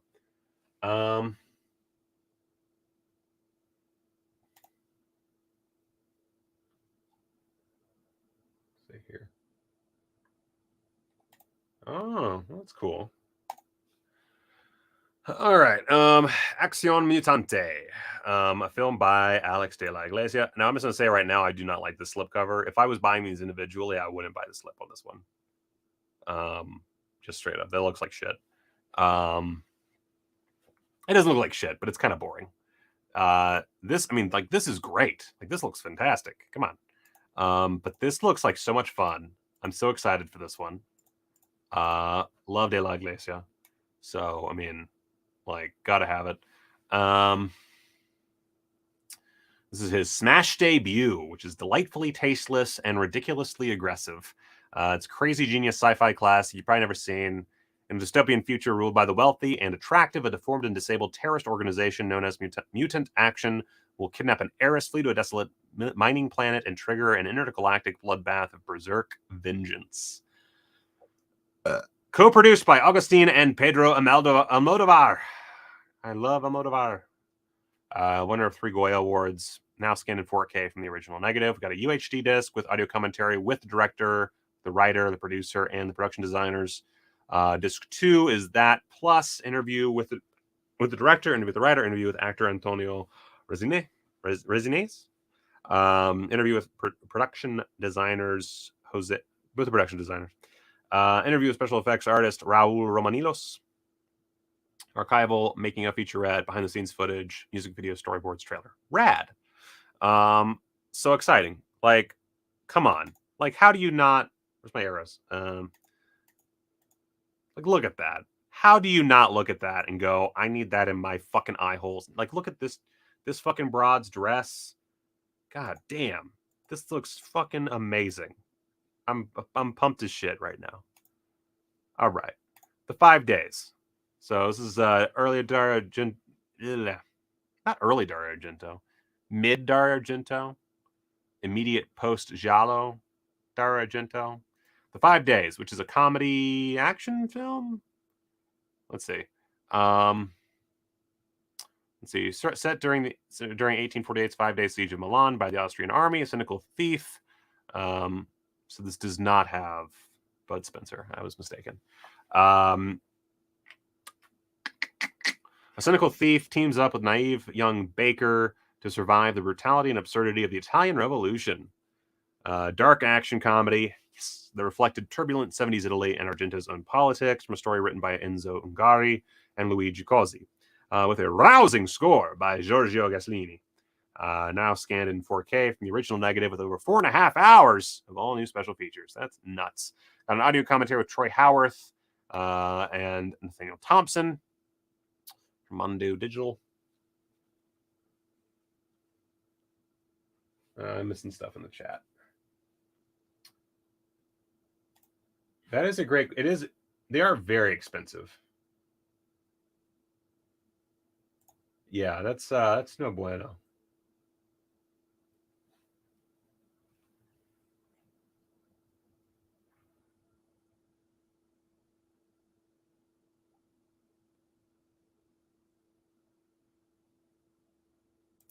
Okay. Let's see here.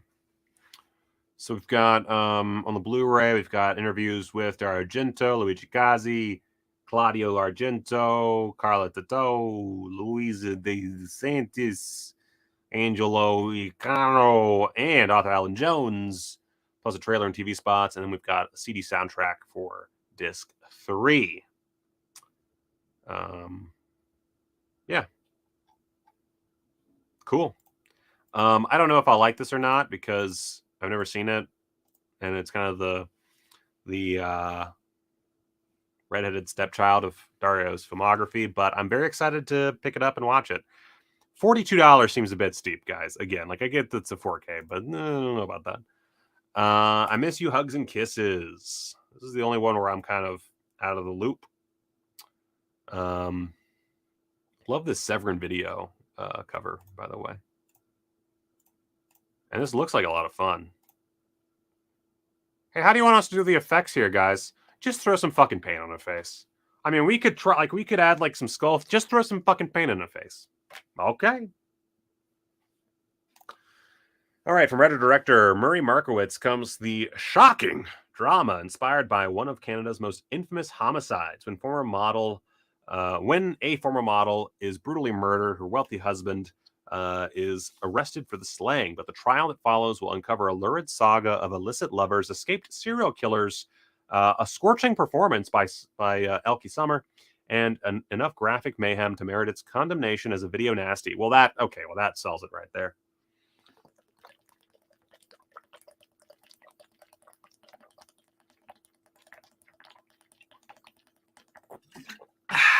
A little thirsty.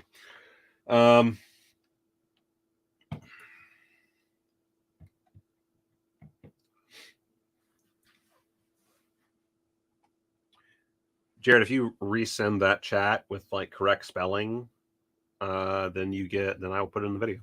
All right. Blah, blah, blah, blah, blah. now scanned in 2K from the National Archives' only known 35mm print. Wow. Audio commentary with filmmaker and historian Stephen Brumer, directing I Miss You, Hugs and Kisses, interview with Murray Markowitz, The True Nature of Donald Pilon, interview with actor Donald Pilon. There's film programmer Eric Peretti on the Demeter case and I Miss You, Hugs and Kisses. Disc 2 has Recommendation from Mercy, feature film written, directed, and produced by Murray Markowitz. That's cool. Bonus feature film. Fuck yeah. Audio commentary with filmmaker and historian Stephen Brumer. Alternate commentary with film writer Kayla Janice in conversation with director Murray Markowitz. God damn. Interview with actress Michelle Fansett. And original Canadian release ending. Wow. Well, hell yeah. Okay. Cool. These prices are insane. Good lord. Okay. The Devil's Game. We talked about this briefly before, but a TV series from Italy, which featured the last directorial effort from Mario Bava. Let's see. In 1981, RAI TV presented 6 hour-long films based on stories by 19th century horror fantasy authors from such directors as Guido Questi, who of course did Death Laid an Egg, Marcello Aliprandi, Giovanna Gagliardo, starring actors that included Veronica Lario, Severio Vallone, and Stefano Madia from Devil's Honey. But it was the miniseries' second episode that remains its most celebrated, the final work of legendary director Mario Bava, and the debut of his son Lamberto Bava as co-director, La Venere d'Il, the Venus of Venus of Ill, stars Dario Nicolodi and Mark Perel in an elegantly chilling tale of supernatural love. 5 episodes have been sourced from Broadcast Masters, with Bava's swan song restored from a 16mm print discovered in the RAI vault by film preservationist Simone Storacci and the late Michele De Angelis. So it's a little lame that only one of them is actually restored from a print, but also, I mean, that was pure luck in and of itself, so I'll take it. Audio commentary on the Bava one with Tim Lucas. Venus in Love, an interview with the screenwriter and co-director Lamberto Bava, and then an interview with cinematographer Nino Celeste. I like they have to have been able to source extras for the other films, and that kind of bugs me that there's nothing on those, but I'll take what I can get. This is cool. This is really cool. Again, $28. I guess, I mean, it's, I don't know. All these, that's the most reasonable of the bunch. I own that. The Dogs.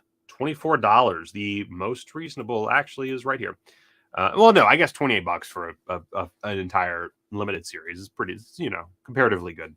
5 years after his shock treatment stunned European audiences, cult fantastique writer-director Alain Jesua delivered this startling thriller that remains the most controversial and prescient film of his career. In a corporate suburb outside Paris, the community's new doctor discovers its leading citizens all get their dogs from a wealthy, charismatic trainer, played by Gerard Depardieu. Dogs that have a ferocious appetite for immigrants, rowdy youths, people of color, and anyone who challenges the status quo. So it's White Dog, except the 70s? Huh. Man, a lot of movies about racist dogs. I'm very intrigued. Very intrigued. Hounds of Music interview with composer Renee Kering. And then one with film critic Emmanuel Lagagni. Cool. Probably the least interesting of the bunch, but I mean, it's a pretty solid selection. So whatever. Sex is Crazy. Guys, I just want this in me so hard. Oh my God. Spain, 1981. With the dictatorship over and censorship gone, writer-director Jess Franco returned to his native country to make a series of increasingly brazen films for Triton that included Sinfonia Erotica, two female spies with flowered panties, and this surreal sci-fi sex satire that may be the most bizarre film of his career. Lena Romay at her most lushly exposed and naturally comedic. By the way, I noticed that every single Franco release that stars Lena Romay, it's always her most something. Like every time it's Lena Romay at her most sumptuous, Lena Romay at her most engaging, Lena Romay, Jesus Christ, Lena Romay and her most, scintillating or whatever. guys, it's Lena Romay. She's always great. Fucking chill. Stars in this oddball meta spoof of carnal cabaret, alien breeding, group marriage, spy dramas, satanic cults, the classified S genre, and more, all wrapped in Uncle Jess's Godardian take on his own inimitable oeuvre. Antonio Mans! I like that Bahia Blanca is what they... I mean, yeah, and he's great in it, but that's such a weird one to include when you can't even buy it anymore. Tony Skios from Night of Open Sex, and Jess himself, of course, star in what was advertised as an exhausting carousel of eroticism, now scanned in 2K from the original negative, recently discovered in a Bilbao seminary. Amazing. Jess is Crazy, an interview with Jess Franco expert Dr. Alex Mendibel. And then Franco Godard, an interview with Stephen Thrower, author of the 2 books that are the Jess Franco Bibles. In the Land of Franco Part 7 as well. 3 extras. Poorly formatted on this page. Cool. I mean, I just want more Franco. I could give a fuck about the extras, honestly. Oh, my sweet baby Jesus. Oh, my God. Got some dead skin in my mouth. All dogs are racist. That is true. Are you racist, buddy? He nodded.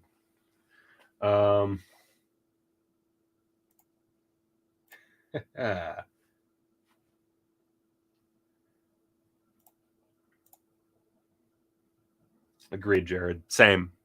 It's bad. It's very bad.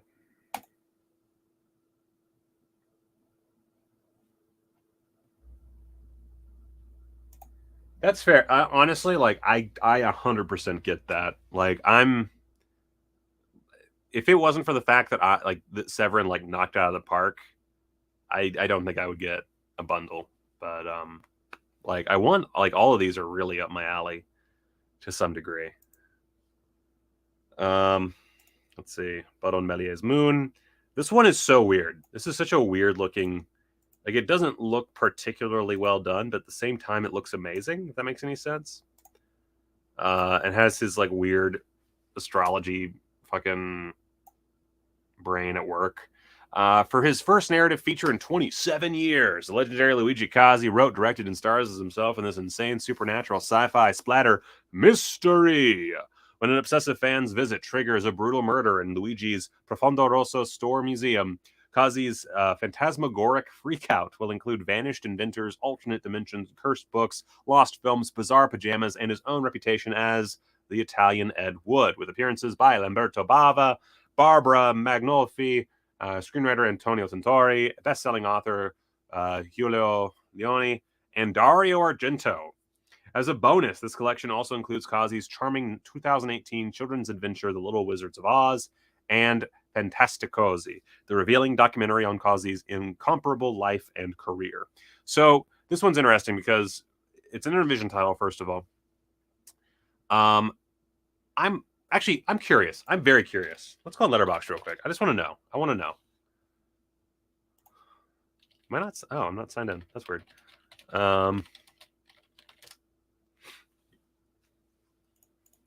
Let's see here. God, yes. Okay. Oh, okay. That helped. Yeah. I was wondering if this was going to be good weird or bad weird, and I'm just looking at what did Fred say? Sat there for 2 hours and wasn't bored. Okay, I'm sold. Thank you, Fred. Yeah, I'm into it. 20, and also, okay, this is the best. This is absolutely the best price range here. Like $24, you get 3 feature films out of it, 2 discs. You get 2 making ofs, a thing on the art in Little Wizards of Oz for whatever reason. I don't know what a trip to Alain Schlockoff means, but I'm assuming we talk to him and like maybe see his house. I don't know what that means. And then a trailer. Like that's a quality little set right there. That's fucking sick as hell. Even though I'm not a big Luigi Cozzi guy, like I'm very intrigued to see his brain do whatever the fuck it wants to do. So I'm really like, this is just a great setup. So we have all of these versus everything that Vinegar Syndrome put out. I think Severin wins this round. It's tough to say. Like, it's more even than I was expecting. I thought Severin was going to just completely wipe the floor with Vinegar Syndrome, but this is also really good. Like, when I started this, I was like, oh, Severin all the way. But now that I'm like looking at them side by side, this is a tough one, man. I mean, the Vinegar Syndrome one has 2 very obvious re-releases, but also 2 solid VSAs, including the debut of their first Santo film. You got Invisible Maniac. That Homegrown Horror set is fucking aces. You got a Ringo Lamb film. Like, that's really an Evil Laugh. Like, apparently a slash people have been waiting for. Oh, man.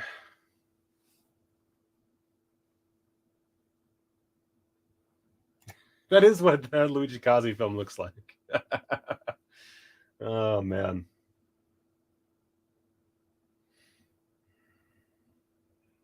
All right, let's build some carts. Oh, I should also check makeflix real quick. Let's. All right, so Witch Academy, Killer Nerd. Oh, I did see this. Okay, so Alien Dead, Killer Nerd Duology, and Witch Academy. Oh, and then also Cinema Macabre, the Cult Classic Horror Collection. And then also Mark of the Devil 777, The Moralist Part 2. Is there anything else? Okay. I mean,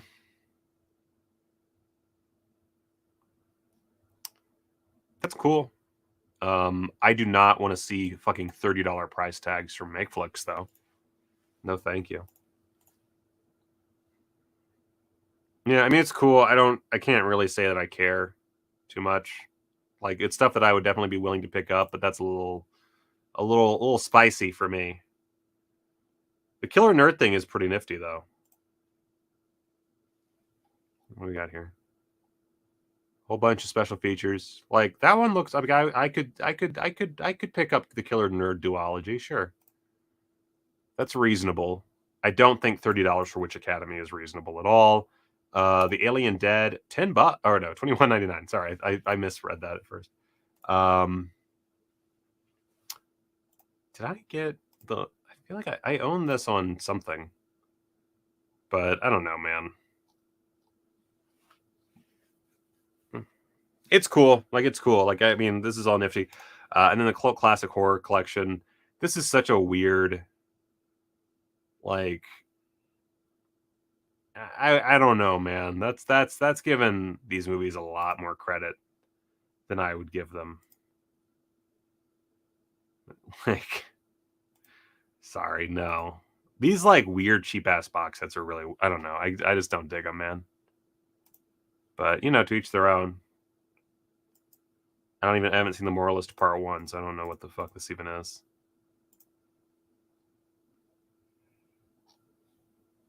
Yeah, whatever. It's cool. I mean, it's a cool little setup, but $30 for Witch Academy, no thanks. And then I'll say Grindhouse Releasing had a. Is this the sale? I don't know. If it is, cool. I mean, nifty, but I can't really tell. Oh, Black Sabbath. Okay. Oh my god, fucking all Blu-rays and DVDs on sale. Death Game 2-disc Blu-ray set now only $24.99. That's pretty crazy that a 2-disc Blu-ray set, like the discount price is $24.99. But that Death Game set is sick as hell, so I can't really deny quality there. $25 for that Rudy Ray Moore Jesus Christ, for that Rudy Ray Moore biography is a great price. Definitely buy that. And merch is all 30% off. So pretty cool. Yeah. Pretty cool. I own the Indicator Corruption, so I don't need that. don't really want to buy Cannibal Holocaust or Cannibal Ferox, so I'm good. But the Beyond, I Drink Your Blood is amazing. The Swimmer's great. $21 for the Swimmer. Fucking go for it, dog. Yeah, some good stuff there. If you're missing out on some Grindhouse releasing stuff, they're all worthwhile. All right, so as far as Vinegar Syndrome goes, let's build a cart, baby. Oh, it comes with the brain leeches? Oh, that's not too bad.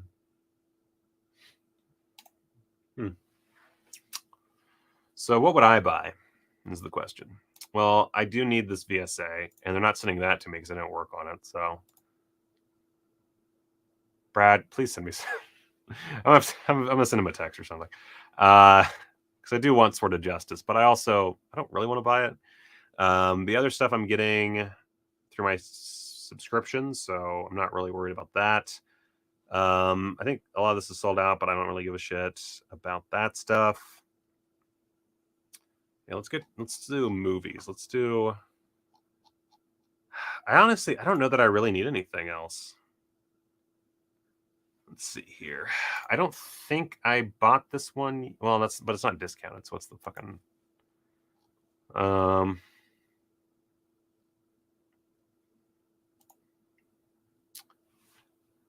let's see. Yeah, I don't really know. Oh yeah, also it's gonna be a minute before we get to stuff that I don't own already.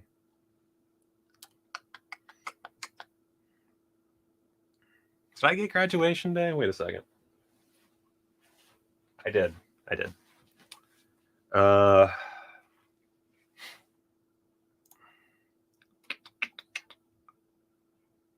trying to find the stuff that I don't already own.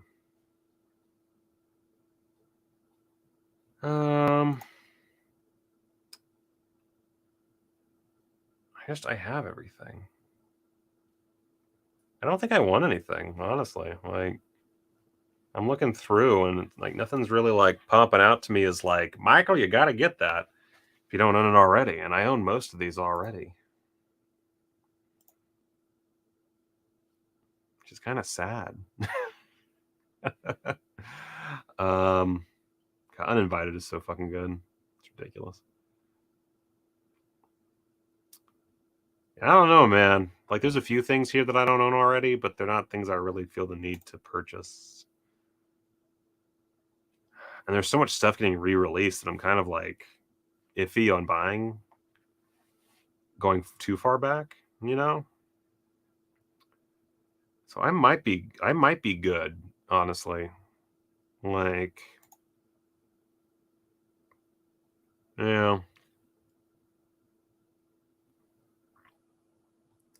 Like, I kind of want some of the pornos, but even those, like, I feel like those are getting reissued. Because, you had the Bob Chin duology. So now it's like, ooh, I don't know. Don't know. Like, that's tough. I think I'm just going to get the one VSA. I think that's going to be my entire cart. So let's go over to Severin. So I want that. Because I got that shop pay. 4 interest-free installments at $62. So let's see. Let's shop all. Actually, can I just shop movies? Is that not a thing that's possible? Let's just shop Blu-ray. How about that? All right. Let's go old and new. So far, the site's doing well.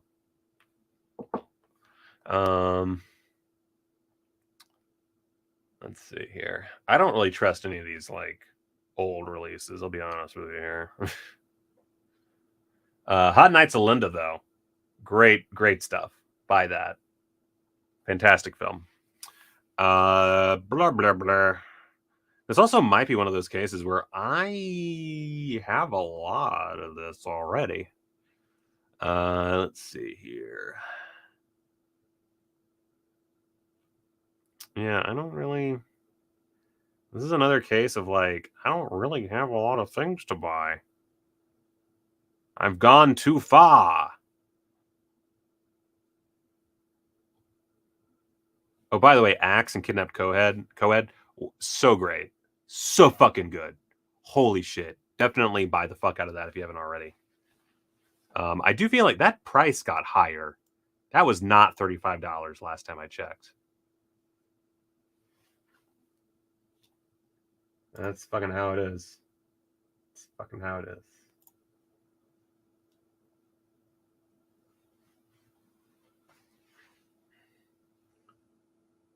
Let's see here. Oh, where's my mouse? There we go.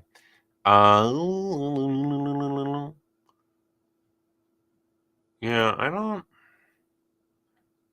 need any of this. I think some of the newer stuff I don't have. So I think when we get over to the newer stuff, I might have some things to pick up. But like right now, I'm not too.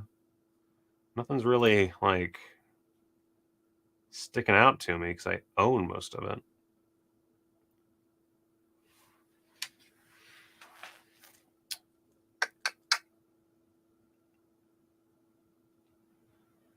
Sorry, this is kind of boring. Let me get to the stuff that actually matters for my purposes.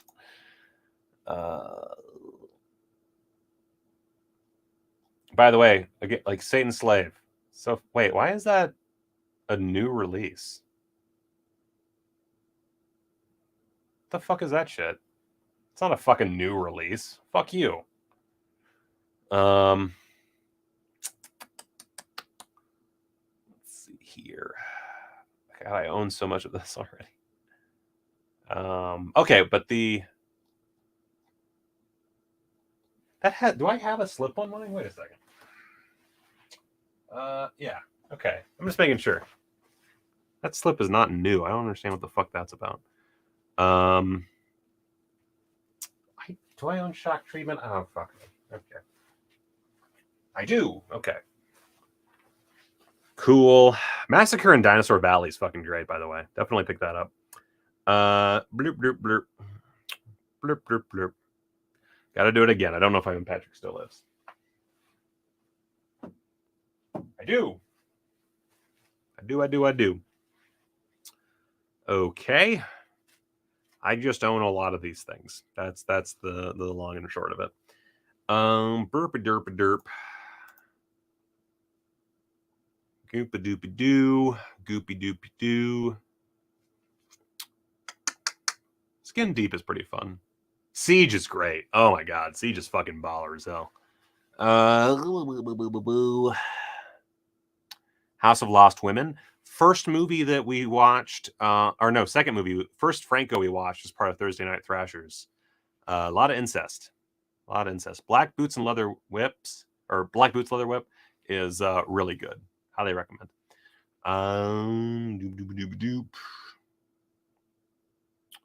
Franco Noir set, absolutely essential.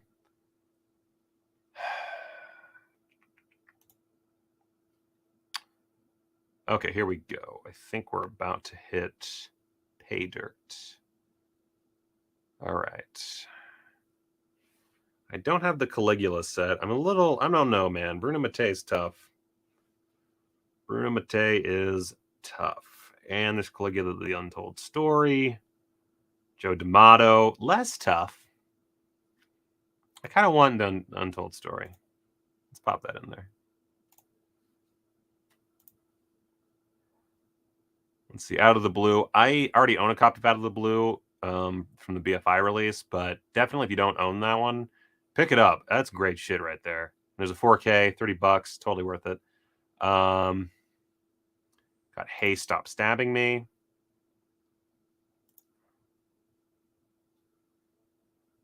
Sure, why not? Fuck it, why not?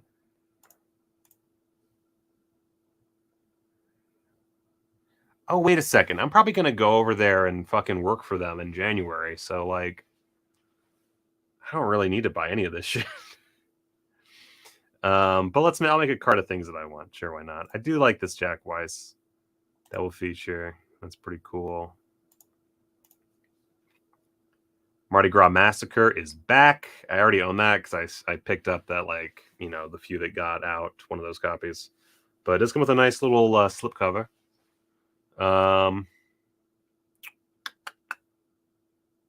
Let's see. Own that. The Eurocrypto Christopher Lee really does not appeal to me. I'm sorry. It just doesn't. The Beast in Heat. No. Blood Hunt. Maybe. I don't know, man.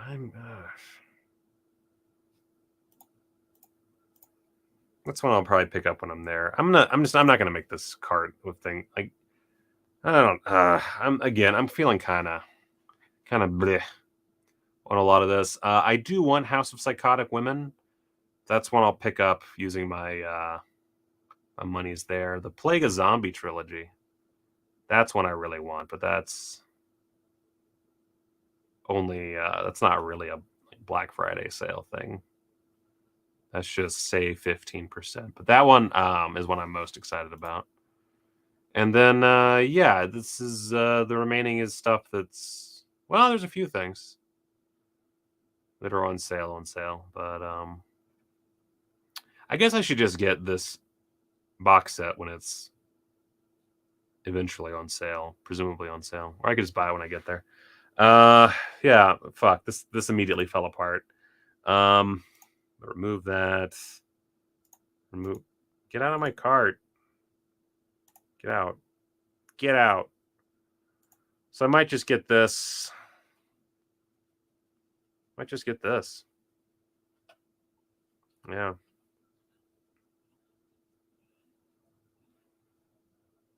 Okay. I'm sorry, this is kind of lame. I don't really want to buy anything. I'll be honest. I just don't want to buy stuff. Let's see what else we got here. Oh, that's interesting. Patrick, Thirst, Dead Kids, and Plague Town are going out of print from Severin. I wonder why Plague Town's going out of print. That's weird. Dead Kids is great. Wait, Dead Kids, Thirst. Oh, fuck. Ace, come on, man.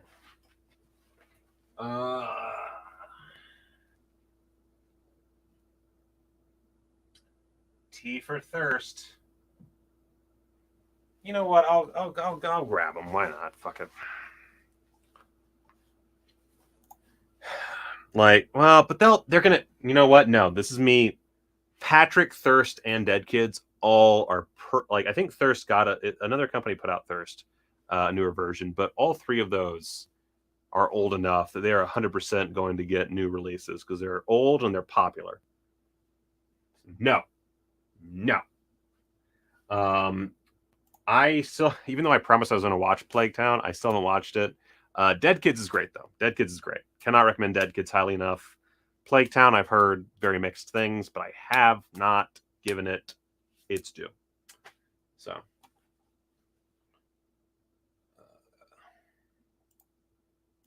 Oh, that might be why. Yeah. The Killing Kind or the Severed Arm? Killing Kind. Yeah, I'm not going to fall for these tricks. I do want this. I wonder how does this work out? Wait, where's my phone? Let's get out the old calculator. I'm sure one of you has already done this, but let's see here. So that is 55 plus 45 plus 42 plus 28 plus 24 plus 34 plus 24 plus 24. That's 276. And the bundle is 248. So really not a huge discount, guys. Well,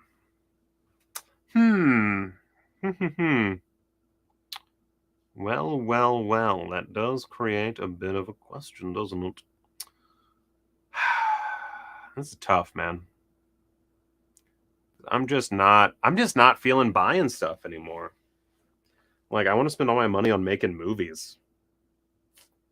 That's how I'm feeling. Still, I mean, if you're not me and you just love collecting Blu-rays, like, this is good shit.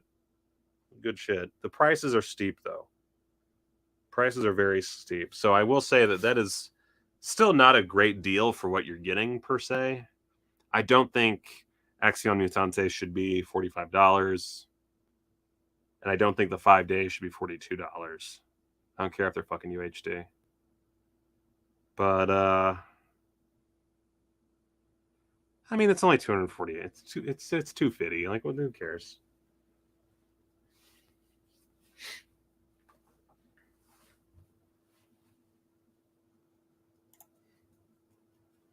It's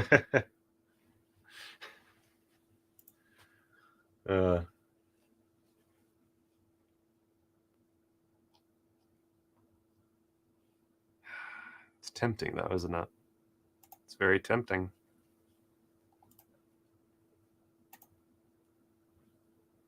Look how tempting that is. Just staring at you, wanting you. No, I gotta draw the line somewhere, buckaroos. Gotta draw the line somewhere. Plus, I own this on DVD somewhere anyway. I'm drawing the line. No, not doing it. Not doing it. I did just realize, though, I didn't check DVDs. Haha. Ooh, Sexual Story of O. $10. Did I buy this? Wait a second. What? S. No, all right. Franco, baby. That'll get a Blu-ray at some point, but I spent $30 on an old Franco DVD today. I am a complete fucking mark for Franco.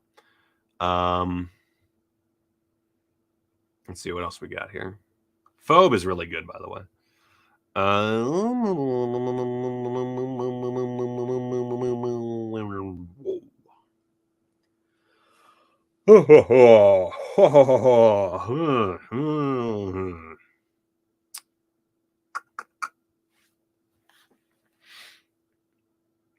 Man, just not a whole lot.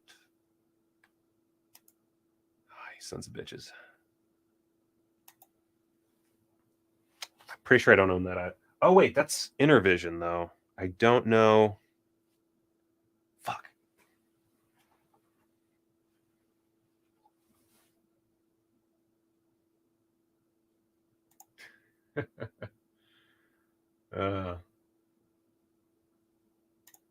Oh boy. Oh boy, oh boy, oh boy.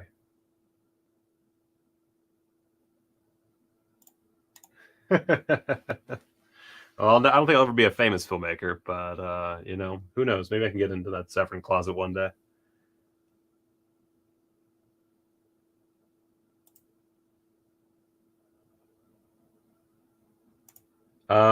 I have not watched Angel of Death. I don't even remember if I bought it or not. I'll have to double check, and then I might pick that up. It's in my Amazon cart, and I almost bought it like last week, and now it's in my save for later because I couldn't remember at the time if I'd bought it, and then I forgot to check.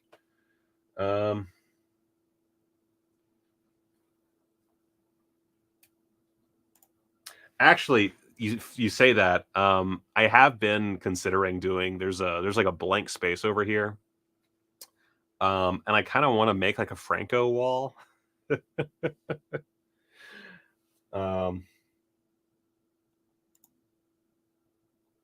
So yeah, I am thinking about a dedicated Franco shelf. Oh, okay. Huh.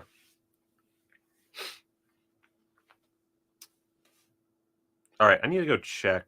Well, I just won't check out until I'm ready. But I think this will be my only big cart for the night.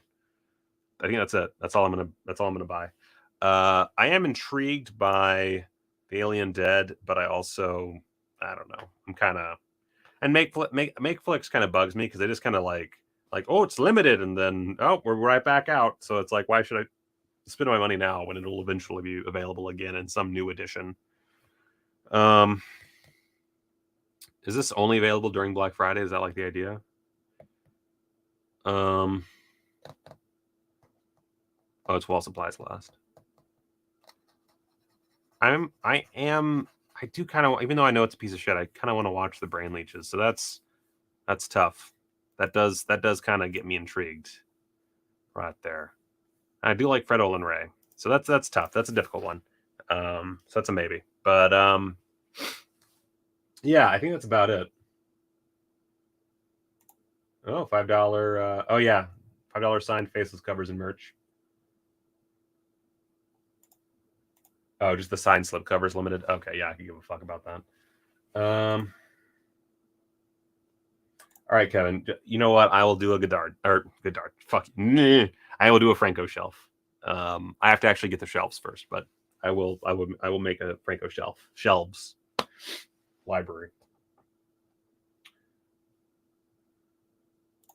Okay. Well, that's, let's see. What else? Let's take a look here at the real quick before I sign off. God, this is so just unnecessarily complicated. Let's do $9.99 Blu-ray and DVD. Oh, why did I do that? Oh, jeez. Oh, God. I don't. Oh. I think I'm already good. I'm already like, I don't know about those. No.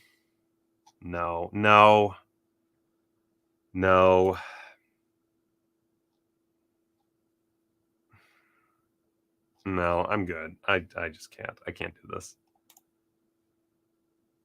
God damn. I don't. Yeah. Yeah, no. No.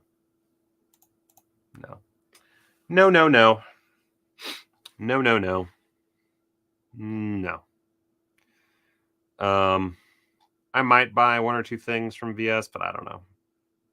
I just have so much. And I think my big thing is I've watched so little of what I have. Like just these shelves. All this is I've got my second site up there, just a few of those. Not even all of them, but some of those up there. And then I've got Severin, and then I got Vestron and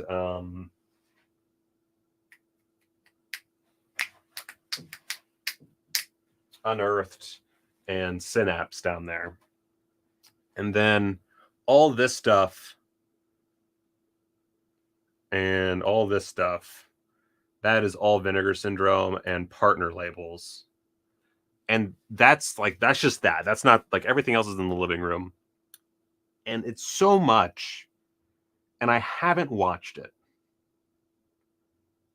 All of it. I've probably watched less than 50% of what I have on these shelves.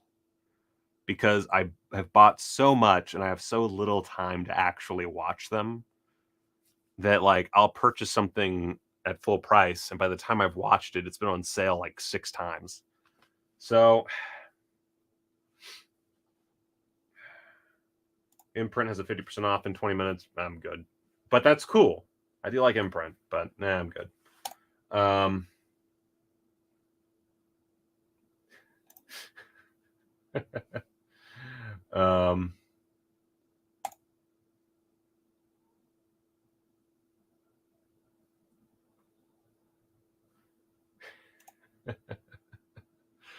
Yeah, I don't know.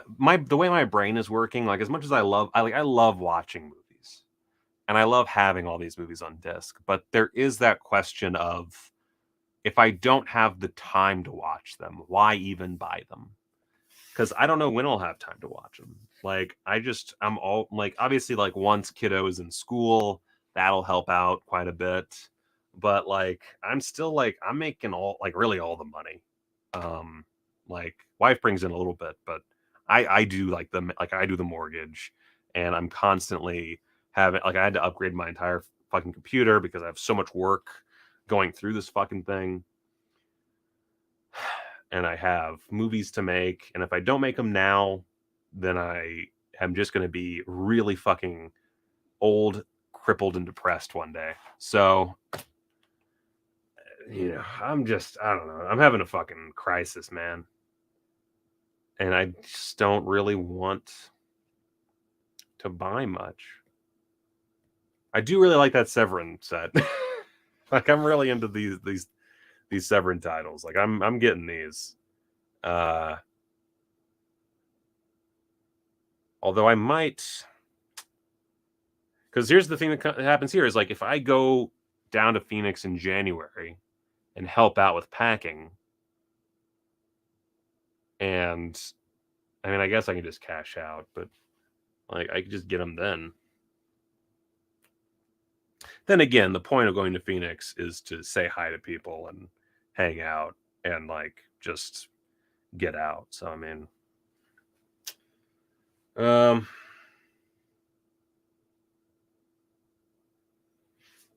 yeah, and also yeah, it's just like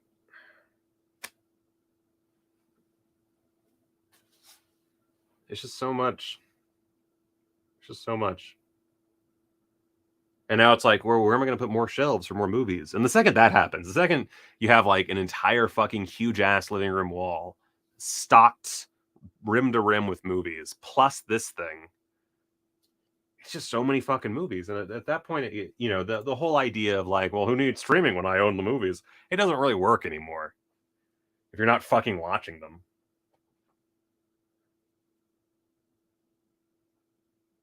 That's true. That's a good point. I think what I'm going to try, like, I think the reason that this bundle is so, like these, like this, oh wait, I'm not even showing you what I'm looking at.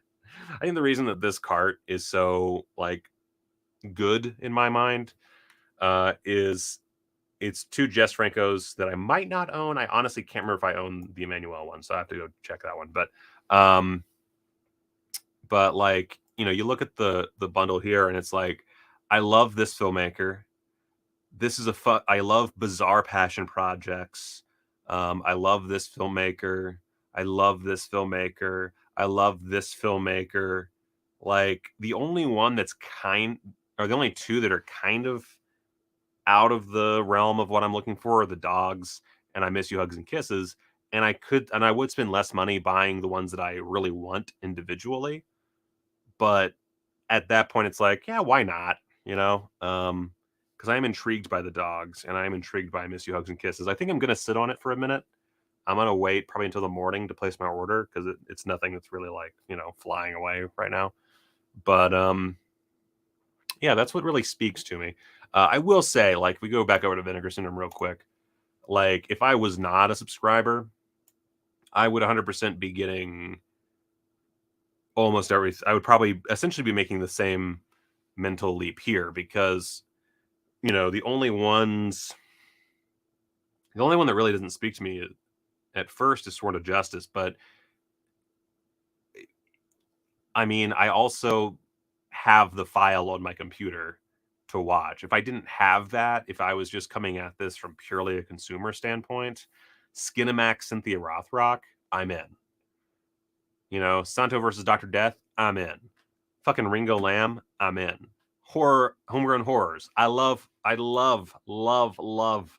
this set. And I love this type of film. So I'm in. Invisible Maniac, I'm in. Evil Laugh, weird, obscure slasher, I'm in. Freeway, Matthew Bright's maybe masterpiece, I'm in. Roadhouse, legitimately one of the just perfect Hollywood B movies, I'm in. Like, so I mean, this is still great shit. This is great shit. What's the reserve and save now? How does this? What the fuck is this anyway? Oh, I see. Okay.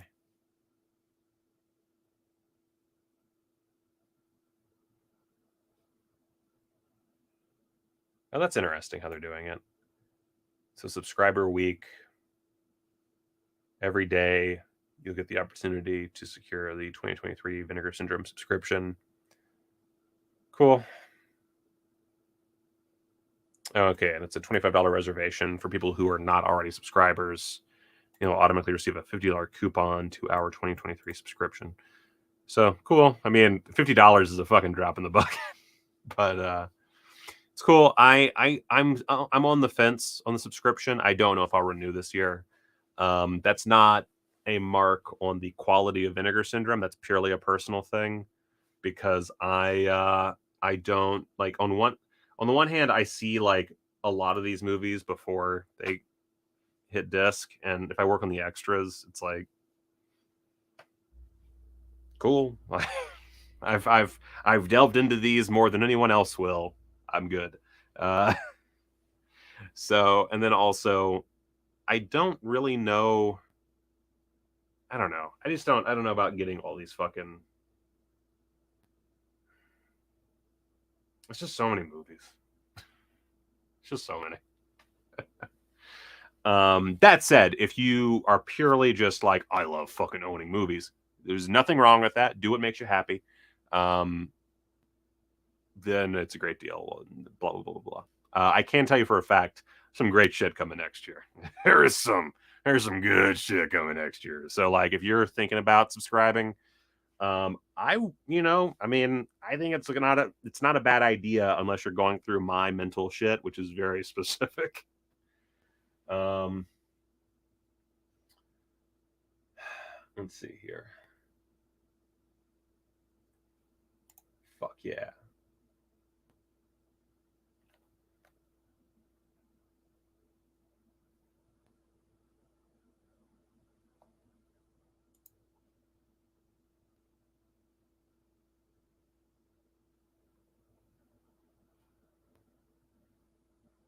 That's true. That is true. My catchphrase is go watch a movie, not buy a movie. Anyway, I'll think about it. I mean, this whole channel is going to go through a big change soon. I don't really want to be the Blu-ray guy. I like working on Blu-rays, and I love owning Blu-rays. I love buying Blu-rays. I don't really want to be the Blu-ray guy. Besides, I'm not as good at it as like just the discs or air and pen. Like, I'm not very good at my job. Anyway, now we're getting depressing, and it's 2 hours and 20 minutes. That's almost as long as Black Panther Wakanda Forever. So I think that's going to do it for me. Thank you guys so much for watching. I appreciate it. I'm so glad that the internet worked out in the end. And yeah, guys, till next time, motherfuckers, go watch a movie.